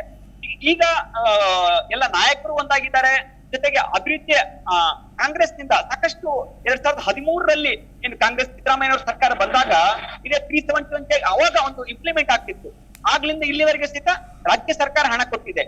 371 ಕೇಂದ್ರದಲ್ಲಿ ಒಂದು ಸಂವಿಧಾನವನ್ನು ತಿದ್ದುಪಡಿ ಮೂಲಕ ಸಂಸತ್ತಿನಲ್ಲಿ ಮಂಡನೆಯಾಗಿ ಒಂದು ಕಾನೂನಾಗಿ ಹೊರಗೆ ಬಂದ್ರೂ ಸಹಿತ ಕೇಂದ್ರದಿಂದ ಅನುದಾನ ಬಿಡುಗಡೆ ಆಗಿಲ್ಲ. ಬಿಡುಗಡೆ ಆಗಿರ್ತಕ್ಕಂಥದ್ದು ರಾಜ್ಯ ಸರ್ಕಾರದಿಂದ. ರಾಜ್ಯ ಸರ್ಕಾರ ತನ್ನ ಬಜೆಟ್ ನಲ್ಲಿ ಪ್ರತಿ ವರ್ಷ ಪ್ರಾರಂಭದಲ್ಲಿ 1,000 ಕೋಟಿ, 1,500 ಕೋಟಿ, ಬೊಮ್ಮಾಯಿ ಸರ್ಕಾರದಲ್ಲಿ 3,000 ಕೋಟಿ, ಈಗ 5,000 ಕೋಟಿ ರೀತಿಯಲ್ಲಿ ಹಣ ಖರ್ಚು ಮಾಡ್ತಾ ಇದೆ. ಆದ್ರೆ ಕೇಂದ್ರ ಸರ್ಕಾರ ಕೊಡ್ತಾ ಇಲ್ಲ. ಈ ಎಲ್ಲವನ್ನು ಲೆಕ್ಕಾಚಾರ ನೋಡ್ಕೊಂಡ್ರೆ ಈ ಬಾರಿ ಜೊತೆಗೆ ಏನು ರಾಧಾಕೃಷ್ಣ ಅವ್ರ ಬಗ್ಗೆ ಹೇಳ್ಬೇಕಾದ್ರೆ, ರಾಧಾಕೃಷ್ಣ ಬಿಜೆಪಿ ಹೇಳ್ತಾರೆ ಸಹಜವಾಗಿ ಅದು ಹೊಸ ಮುಖ ಅಂತಕ್ಕಂಥದ್ದು. ಆದ್ರೆ ರಾಜಕೀಯವಾಗಿ ಲೆಕ್ಕಾಚಾರ ಹಾಕೊಂಡು ನೋಡ್ಕೊಂಡ್ರೆ ಇನ್ನು ಮಲ್ಲಿಕಾರ್ಜುನ್ ಖರ್ಗೆ ಅವರು ಗುರುಮಿಟಿಕಲ್ ಕ್ಷೇತ್ರದಿಂದ ಇನ್ನು 8 ಬಾರಿ ಸ್ಪರ್ಧೆ ಮಾಡಿದ್ರು. ಆ 8 ಬಾರಿ ಸ್ಪರ್ಧೆ ಹಿಂದೆ ಇರತಕ್ಕಂತ ಒಬ್ಬ ಚುನಾವಣೆ ಚಾಣಕ್ಯ ಇದೆ ರಾಧಾಕೃಷ್ಣ ಅಂತ ಹೇಳ್ಬೇಕಾಗುತ್ತೆ. ಈಗ ಚುನಾವಣೆ ನಿರ್ವಹಣೆ ಮಾಡುವಲ್ಲಿ ಎಲ್ಲ ರೀತಿಯ ಅನುಭವವನ್ನ ಹೊಂದಿದ್ದಾರೆ ರಾಧಾಕೃಷ್ಣ. ಹೀಗಾಗಿ ಏನು ಇದು ಕಾಂಗ್ರೆಸ್ಗೆ ಪ್ಲಸ್ ಆದ್ರೆ ಬಿಜೆಪಿಗೆ ಮೈನಸ್ ಅಂತ ಹೇಳ್ಬೇಕಾಗುತ್ತೆ. ಓಕೆ ಧನ್ಯವಾದ ಸಿದ್ದು. ಡೀಟೇಲ್ಸ್ಗಾಗಿ ಸಾಕಷ್ಟು ಮಾಹಿತಿನ ಕೊಟ್ಟಿದ್ದೀರಿ ಶಶಿಧರ್. ಈಗಾಗಲೇ ಹೇಳಿದ್ರು ರಾಧಾಕೃಷ್ಣ ಅವರಿಗೆ ಮೈನಸ್ ಅಂಡ್ ಪ್ಲಸ್ ಪಾಯಿಂಟ್ಸ್ ಏನು ಅನ್ನೋದನ್ನು ಕೂಡ ಬಹಳ ಸ್ಪಷ್ಟವಾಗಿ ಹೇಳಿದ್ರು ನಮ್ಮ ಪ್ರತಿನಿಧಿಗಳು. ಜೊತೆಗೆ ಈಗ 2019 ಪರಿಸ್ಥಿತಿ ನಿಜಕ್ಕೂ ಕಾಂಗ್ರೆಸ್ಗಂತೂ ಇಲ್ಲ, ಬಟ್ ಆದರೆ ಬಿಜೆಪಿ ಅಷ್ಟು ಈಸಿಯಾಗಿ ಕೈಚಲ್ಲಿ ಕೂಡ ಕೂತಿಲ್ಲ ಅನ್ನೋದನ್ನು ನಾವು ಅಷ್ಟೇ ಇಂಪಾರ್ಟೆಂಟ್ ಆಗಿ ಗಮನಿಸಬೇಕಾಗುತ್ತೆ. ಸೊ ಬಿಜೆಪಿಯ ದೃಷ್ಟಿಯಿಂದ ನೋಡೋದಾದ್ರೆ ಈ ಬಾರಿಯ ಈ ಕ್ಷೇತ್ರ ಯಾವ ಲೆವೆಲ್ಗಿದೆ ಅಂತ ಫೈಟ್. ಅದಕ್ಕೋಸ್ಕರನೇ ಈ ಸರ್ತಿ ಇನ್ನು ಚುನಾವಣೆ ಘೋಷಣೆ ಆಗುವುದಕ್ಕಿಂತ ಮುಂಚೆನೆ ಗೊತ್ತಾಯ್ತರ ಮೋದಿ ಅವ್ರನ್ನ ಕರೆಸಿ ಸೊ ಮೊಟ್ಟ ಮೊದಲು ಅಲ್ಲಿ ಜನರನ್ನ ಸೇರಿಸಿ ಒಂದು ದೊಡ್ಡದಾದಂತ ಸಮಾವೇಶವನ್ನ ಮಾಡಿದ್ರು. ಮೊಟ್ಟ ಮೊದಲನೇ ಸತ್ಯ ಅಂದ್ರೆ ಏನು ದೇಶದಲ್ಲೇ ಚುನಾವಣೆ ಘೋಷಣೆ ಆಗಿರ್ಲಿಲ್ಲ, ಬಿಜೆಪಿ ಕಾಂಗ್ರೆಸ್ ಅಭ್ಯರ್ಥಿ ಘೋಷಣೆ ಆಗಿರಲಿಲ್ಲ. ಅವ್ರಿಗೆ ಗೊತ್ತಿತ್ತು. ಯಾಕಂತಂದ್ರೆ ಈಗ ರಾಹುಲ್ ಗಾಂಧಿಯನ್ನ ಬಿಟ್ರೆ ನೆಕ್ಸ್ಟ್ ಇವರಿಗೆ ಮೋದಿ ಅವರಿಗೆ ಎದುರೋಬದ್ರ ನಿಲ್ತಕ್ಕಂತ ವ್ಯಕ್ತಿ ಯಾರಾದ್ರೂ ಇದ್ರೆ ಅದು ಖರ್ಗೆ ಅನ್ನೋದು ಭಯ. ಯಾಕಂದ್ರೆ ಖರ್ಗೆ ಅವರಿಗೆ ಜಾತಿ ಬೆಂಬಲ ಹೊಂದಿದೆ, ಹಿಂದುಳಿದ ಜಾತಿಯವರು ಅಂತ ಹೇಳ್ಬಿಟ್ಟು. ಸೊ ಆದ್ರಿಂದ ಇಂಡಿಯಾ ಬೆಂಬಲ ಇದೆ. ಮತ್ತೆ ಇವ್ರದಂತಂದ್ರೆ ಅವ್ರೊಂಥರ ಯಾರನ್ನೂ ವಿರೋಧ ಕಟ್ಕೊಂಡವನಲ್ಲ, ಅವರು ಎಲ್ಲಾ ಪಕ್ಷದಲ್ಲೂ ಅವ್ರು ಗೆಳ್ತಾ ಇವರಿದ್ದಾರೆ. ಸೊ ಇಂಥ ಸಂದರ್ಭದಲ್ಲಿ ಅವರನ್ನ ಮಟ್ಟ ಹಾಕಬೇಕಾಗಿತ್ತು. ಅದಕ್ಕೋಸ್ಕರ ಹೋದ ಸತಿ ಕಾಂಗ್ರೆಸ್ನವರೆಲ್ಲ ಸೇರಿಸ್ಕೊಂಡು ಅವರನ್ನ ಸೋಲಿಸಿದ್ರು. ಈ ಸರ್ತಿ ಅವರು ಸೋಲಿಸಬೇಕಾಗಿದೆ. ಸೊ ಆದ್ದರಿಂದ ಬಿಜೆಪಿ ಅವರು ಏನು ಮಾಡಿದ್ರು, ಅವ್ರನ್ನ ಕರೆದಿದ್ದಾರೆ ಮತ್ತು ಅವರಿಗೆ ಒಂದು ನಂಬಿಕೆ ಇದೆ, ಮತ್ತೆ ಮೋದಿ ಅವರ ಅಲೆ ಬೀಸುತ್ತೆ. ಇಲ್ಲಿ ನಾವು ಏನೂ ಮಾಡದೇ ಇದ್ರೂ ಚಿಂತೆ ಇಲ್ಲ, ಅವ್ರ ಅಲೆಯಲ್ಲಾದರೂ ಬರ್ತಾರೆ ಅನ್ನೋದು ಇದೆ. ಸೊ ಬಿಜೆಪಿ ದೃಷ್ಟಿಕೋನದಲ್ಲಿ ನೋಡ್ಬೇಕಾದ್ರೆ ಮೋದಿ ಅಲೆ ಬಿಟ್ಬಿಟ್ಟು ಅಲ್ಲಿ ಹೇಳಲಿಕ್ಕೆ ಬೇರೆ ಯಾವ ಇದೂ ಇಲ್ಲ. ಆಮೇಲೆ ಇದು ಇದೆ, ಅಲ್ಲಿ ಒಂದು ಟೆಕ್ಸ್ಟೈಲ್ ಪಾರ್ಕ್ ಅಂತ ತೊಗೊಂಡ್ಬಂದಿದ್ದಾರೆ ಜಾಧವ್ ಅವರು. ಅದು ಇನ್ನೂ ಅನುಷ್ಠಾನಕ್ಕೆ ಬಂದಿಲ್ಲ. ದುಡ್ಡು ತಂದಿದ್ದಾರೆ, ಮಾಡ್ತಾ ಇದ್ದಾರೆ ಇನ್ನು. ಯಾಕಂದ್ರೆ ಅದು ಹೆಚ್ಚು ಜನರಿಗೆ ಎಂಪ್ಲಾಯ್ಮೆಂಟ್ ಒದಗಿಸ್ತಕ್ಕಂಥ ಒಂದು ಯೋಜನೆ, ಅದು ಇನ್ನೂ ಮಾಡಿಲ್ಲ ಅದು. ಸೊ ಆದ್ದರಿಂದ ಜಾಧವ್ ಅವ್ರಿಗೆ ಮಾಡ್ಬೇಕಂದ್ರೂ ಕೇಂದ್ರ ಸರ್ಕಾರದ ಸಹಕಾರ ಇರಲಿಲ್ಲ. ಜಾಧವ್ ಬುದ್ಧಿವಂತರು, ಯಾಕಂದ್ರೆ ಅವರು ಡಾಕ್ಟರ್ ಆಗಿರ್ತಕ್ಕಂಥವ್ರು. ಸೊ ಆದರೆ ಅವ್ರ ಸಹಕಾರ ಸಿಕ್ಕಲಿಲ್ಲ. ಯಾಕೆ ಅವರನ್ನು ಎಲ್ಲ ಎಂಪಿಗಳ ಹಾಗೆ ಅವರು ಅಲ್ಲಿ ಹೋಗ್ಬಿಟ್ಟು ಕೈ ಕೊಟ್ಕೊಂಡು ನಿಂತ್ಕೊಳ್ತಾ ಇದ್ರು. ಆದ್ದರಿಂದ ಬಿಜೆಪಿಗೆ ಈ ರೀತಿಯಾಗಿ ಮೋದಿ ಅಲೆ ಏನಾದ್ರೂ ಬೀಸ್ತು ಅಂದ್ರೆ ಅವರ ಲೆಕ್ಕಾಚಾರ ಪ್ರಕಾರ ಒಂದಿಷ್ಟು ವೋಟುಗಳು ಮತಗಳು ಕನ್ವರ್ಟ್ ಆಗ್ತವೆ ಅನ್ನುವ ಒಂದು ಆಶಾಭಾವನೆ ಇದೆ. ಅದೇ ರೀತಿಯಾಗಿ ಇಲ್ಲಿಯೂ ಸಹಿತ ಅನುಕಂಪದ ಅಲೆ ಏನಾದರೂ ಬೀಸ್ತು, ಈ ಕಡೆ ಸಿದ್ದರಾಮಯ್ಯ ಅವರ ಗ್ಯಾರಂಟಿ ಅಲೆ ಏನಾದರೂ ಬೀಸ್ತು ಅಂತಂದ್ರೆ ಆ ಸಂದರ್ಭದಲ್ಲಿ ಅದು ಕಾಂಗ್ರೆಸ್ಸಿಗೆ ಪ್ಲಸ್ ಆಗುತ್ತೆ. ಸೊ ಈ ಪ್ಲಸ್ ಮೈನಸ್ಗಳನ್ನ ಲೆಕ್ಕಾಚಾರ ಹಾಕಿದಾಗ ಈ ಸಾರ್ತಿ ಏನು ಅಂತಂದ್ರೆ ಒಂದು ಸ್ವಲ್ಪ ಇದ್ರ ತೂಕ ಜಾಸ್ತಿ ಆಗುತ್ತೆ ಕಾಂಗ್ರೆಸ್ದು. ಇದನ್ನ ನಾವು ನೋಡ್ತಾ ಬಂದಿದ್ದೀವಿ. ಇಷ್ಟೊತ್ತು ನಿಮ್ಮ ವರದಿಗಾರರು ಸಹಿತ ಅದನ್ನೇ ಹೆಚ್ಚು ಹೆಚ್ಚು ಹೇಳ್ತಾನೆ ಹೋದ್ರು, ಪ್ರತಿಯೊಂದನ್ನು ಬಿಡಿಸಿ ಬಿಡಿಸಿ ಹೇಳ್ತಾ ಹೋದ್ರು. ಅದಕ್ಕೆ ಅವುಗಳನ್ನು ನೀವು ಗಮನಿಸ್ತಾ ಹೋದ್ರೆ ಅಲ್ಲಿ ಏನಂದ್ರೆ ಇಡೀ ಕಲಬುರಗಿಯಲ್ಲಿ ಅಥವಾ ಆ ಜಿಲ್ಲೆಯಲ್ಲಿ ರೈತರು ಹೆಚ್ಚು ಬೆಳೆಯೋದು ತೊಗರಿಯನ್ನ. ಅವರು ಅವತ್ತಿನಿಂದ ಬೆಂಬಲ ಬೆಲೆ ಕೇಳ್ತಾನೆ ಬಂದಿದ್ದಾರೆ. ಆಯ್ತಾ, ತುಂಬಾ ಕಡಿಮೆ ಬೆಂಬಲ ಬೆಲೆ ಕೊಡ್ತಾ ಇದ್ರಿ, ನಮಗೆ ಬೆಂಬಲ ಬೆಲೆ ಕೊಡಿ ಅಂತ ಕೇಳ್ತಾರೆ. ಇವತ್ತಿನವರೆಗೂ ಸಹಿತ ಕೇಂದ್ರ ಸರ್ಕಾರದಿಂದ ಬೆಂಬಲ ಬೆಲೆ ಸಿಗ್ತಾ ಇಲ್ಲ. ಅದು ರಾಷ್ಟ್ರವ್ಯಾಪಿ ಡಿಮಾಂಡ್ ಅದು. ಸೊ ಅದರಿಂದ ಅಟ್ಲೀಸ್ಟ್ ಖರ್ಗೆ ಅವರಾದ್ರೂ ಮುಂದೆ ಇದು ತರಬಹುದೇನೋ ಅನ್ನೋ ಆಶಾ ಭಾವನೆ ಇದೆ. ಆದ್ರಿಂದ ಬೆಂಬಲ ಬೆಲೆಗೋಸ್ಕರ ಒಂದಿಷ್ಟು ರೈತರು ಈ ಕಡೆ ಬರೋ ಚಾನ್ಸಸ್ಗಳು ಸಾಧ್ಯತೆ ಇದೆಯಾ ಅನ್ನೋದನ್ನ ಕಾದು ನೋಡೋಣ ಸದ್ಯ. ಸೊ ಧನ್ಯವಾದ ಶಶಿಕಾಂತ್ ಅವರು, ಸಾಕಷ್ಟು ವಿಚಾರಗಳನ್ನ ಹೇಳಿದ್ದೀರಿ, ವಿಶ್ಲೇಷಣೆ ಮಾಡಿದ್ದೀರಿ ಇವತ್ತಿನ ಕಾರ್ಯಕ್ರಮಕ್ಕೆ ಬಂದಿದ್ದಕ್ಕೆ. ವೀಕ್ಷಕರೇ, 2024 ಲೋಕಸಭಾ ಚುನಾವಣೆ ಸದ್ಯಕ್ಕಂತೂ ಹೈ ವೋಲ್ಟೇಜ್ ತರಿಸಿದೆ. ಈ ಬಾರಿ ಬಿಜೆಪಿಯಿಂದ ಹಾಲಿ ಸಂಸದ ಡಾಕ್ಟರ್ ಉಮೇಶ್ ಜಾಧವ್ ಪರೀಕ್ಷೆಗಳಿದ್ದಾರೆ. ಅಸಲಿಗೆ 2019 ರೀತಿಯ ಪರಿಸ್ಥಿತಿ ಇಲ್ಲ, ಸಂದರ್ಭ ಮತ್ತು ಸನ್ನಿವೇಶ ಬದಲಾಗಿದೆ. ಮಾಜಿ ಸಚಿವ ಬಾಬುರಾವ್ ಚಿಂಚನ್ಸೂರ್, ಮಾಲಿಕಯ್ಯ ಗುತ್ತೇದಾರ್ ಕಾಂಗ್ರೆಸ್ ಪಕ್ಷದಲ್ಲಿದ್ದಾರೆ. ಜಾಧವ್ಗೆ ಬಿಜೆಪಿ ಕಾರ್ಯಕರ್ತರೇ ಸ್ವಲ್ಪ ಘೇರವ್ ಹಾಕಿದ್ದಾರೆ. ಆ ಮಟ್ಟಿಗೆ ಜನರಿಂದ ಒಂದಷ್ಟು ವಿರೋಧ ಕೂಡ ಇದೆ. ಅದರ ಜೊತೆಗೆ ಕಾಂಗ್ರೆಸ್ ಪಕ್ಷದಿಂದ ಎಐಸಿಸಿ ಅಧ್ಯಕ್ಷ ಮಲ್ಲಿಕಾರ್ಜುನ್ ಖರ್ಗೆ ಅವರ ಅಳಿಯ ರಾಧಾಕೃಷ್ಣ ದೊಡ್ಡಮನಿಯವರು ಕಣದಲ್ಲಿದ್ದಾರೆ. ಸೊ ಅವರಿಗೂ ಕೂಡ ಒಂದಷ್ಟು ಹೊಸಬರು, ಹೊಸ ಮುಖ ಅನ್ನುವಂತಹ ಅಭಿಪ್ರಾಯಗಳು ವ್ಯಕ್ತವಾಗ್ತಾ ಇದೆ. ಏನೇ ಆಗಲಿ, ಸೊ ನಾವಂತೂ ಅಭ್ಯರ್ಥಿಗಳ ಸಮೇತ ಕ್ಷೇತ್ರದ ಸಂಪೂರ್ಣ ಮಾಹಿತಿಯನ್ನ ನಿಮ್ಮ ಮುಂದೆ ಇಡುವಂತಹ ಪ್ರಯತ್ನ ಮಾಡಿದ್ದೀವಿ. ಇನ್ನೇನಿದ್ರು ನಿಮ್ಮ ಕೆಲಸ ಹೋಗೋದು, ವೋಟ್ ಮಾಡೋದು, ಸೂಕ್ತ ಅಭ್ಯರ್ಥಿಗೆ ಯೋಚನೆ ಮಾಡಿ ವೋಟ್ ಮಾಡಿ ಅಂತ ಹೇಳ್ತಾ ಇವತ್ತಿನ ಲೋಕ ಲೆಕ್ಕಾಚಾರ ಕಾರ್ಯಕ್ರಮ ಮುಗಿಸ್ತಾ ಇದ್ದೀನಿ. ನಮಸ್ಕಾರ. ನೋಡ್ತಾ ಇರಿ ಜೀ ಕನ್ನಡ ನ್ಯೂಸ್, ಸತ್ಯವೇ ಸುದ್ದಿಯ ಜೀವಾಳ.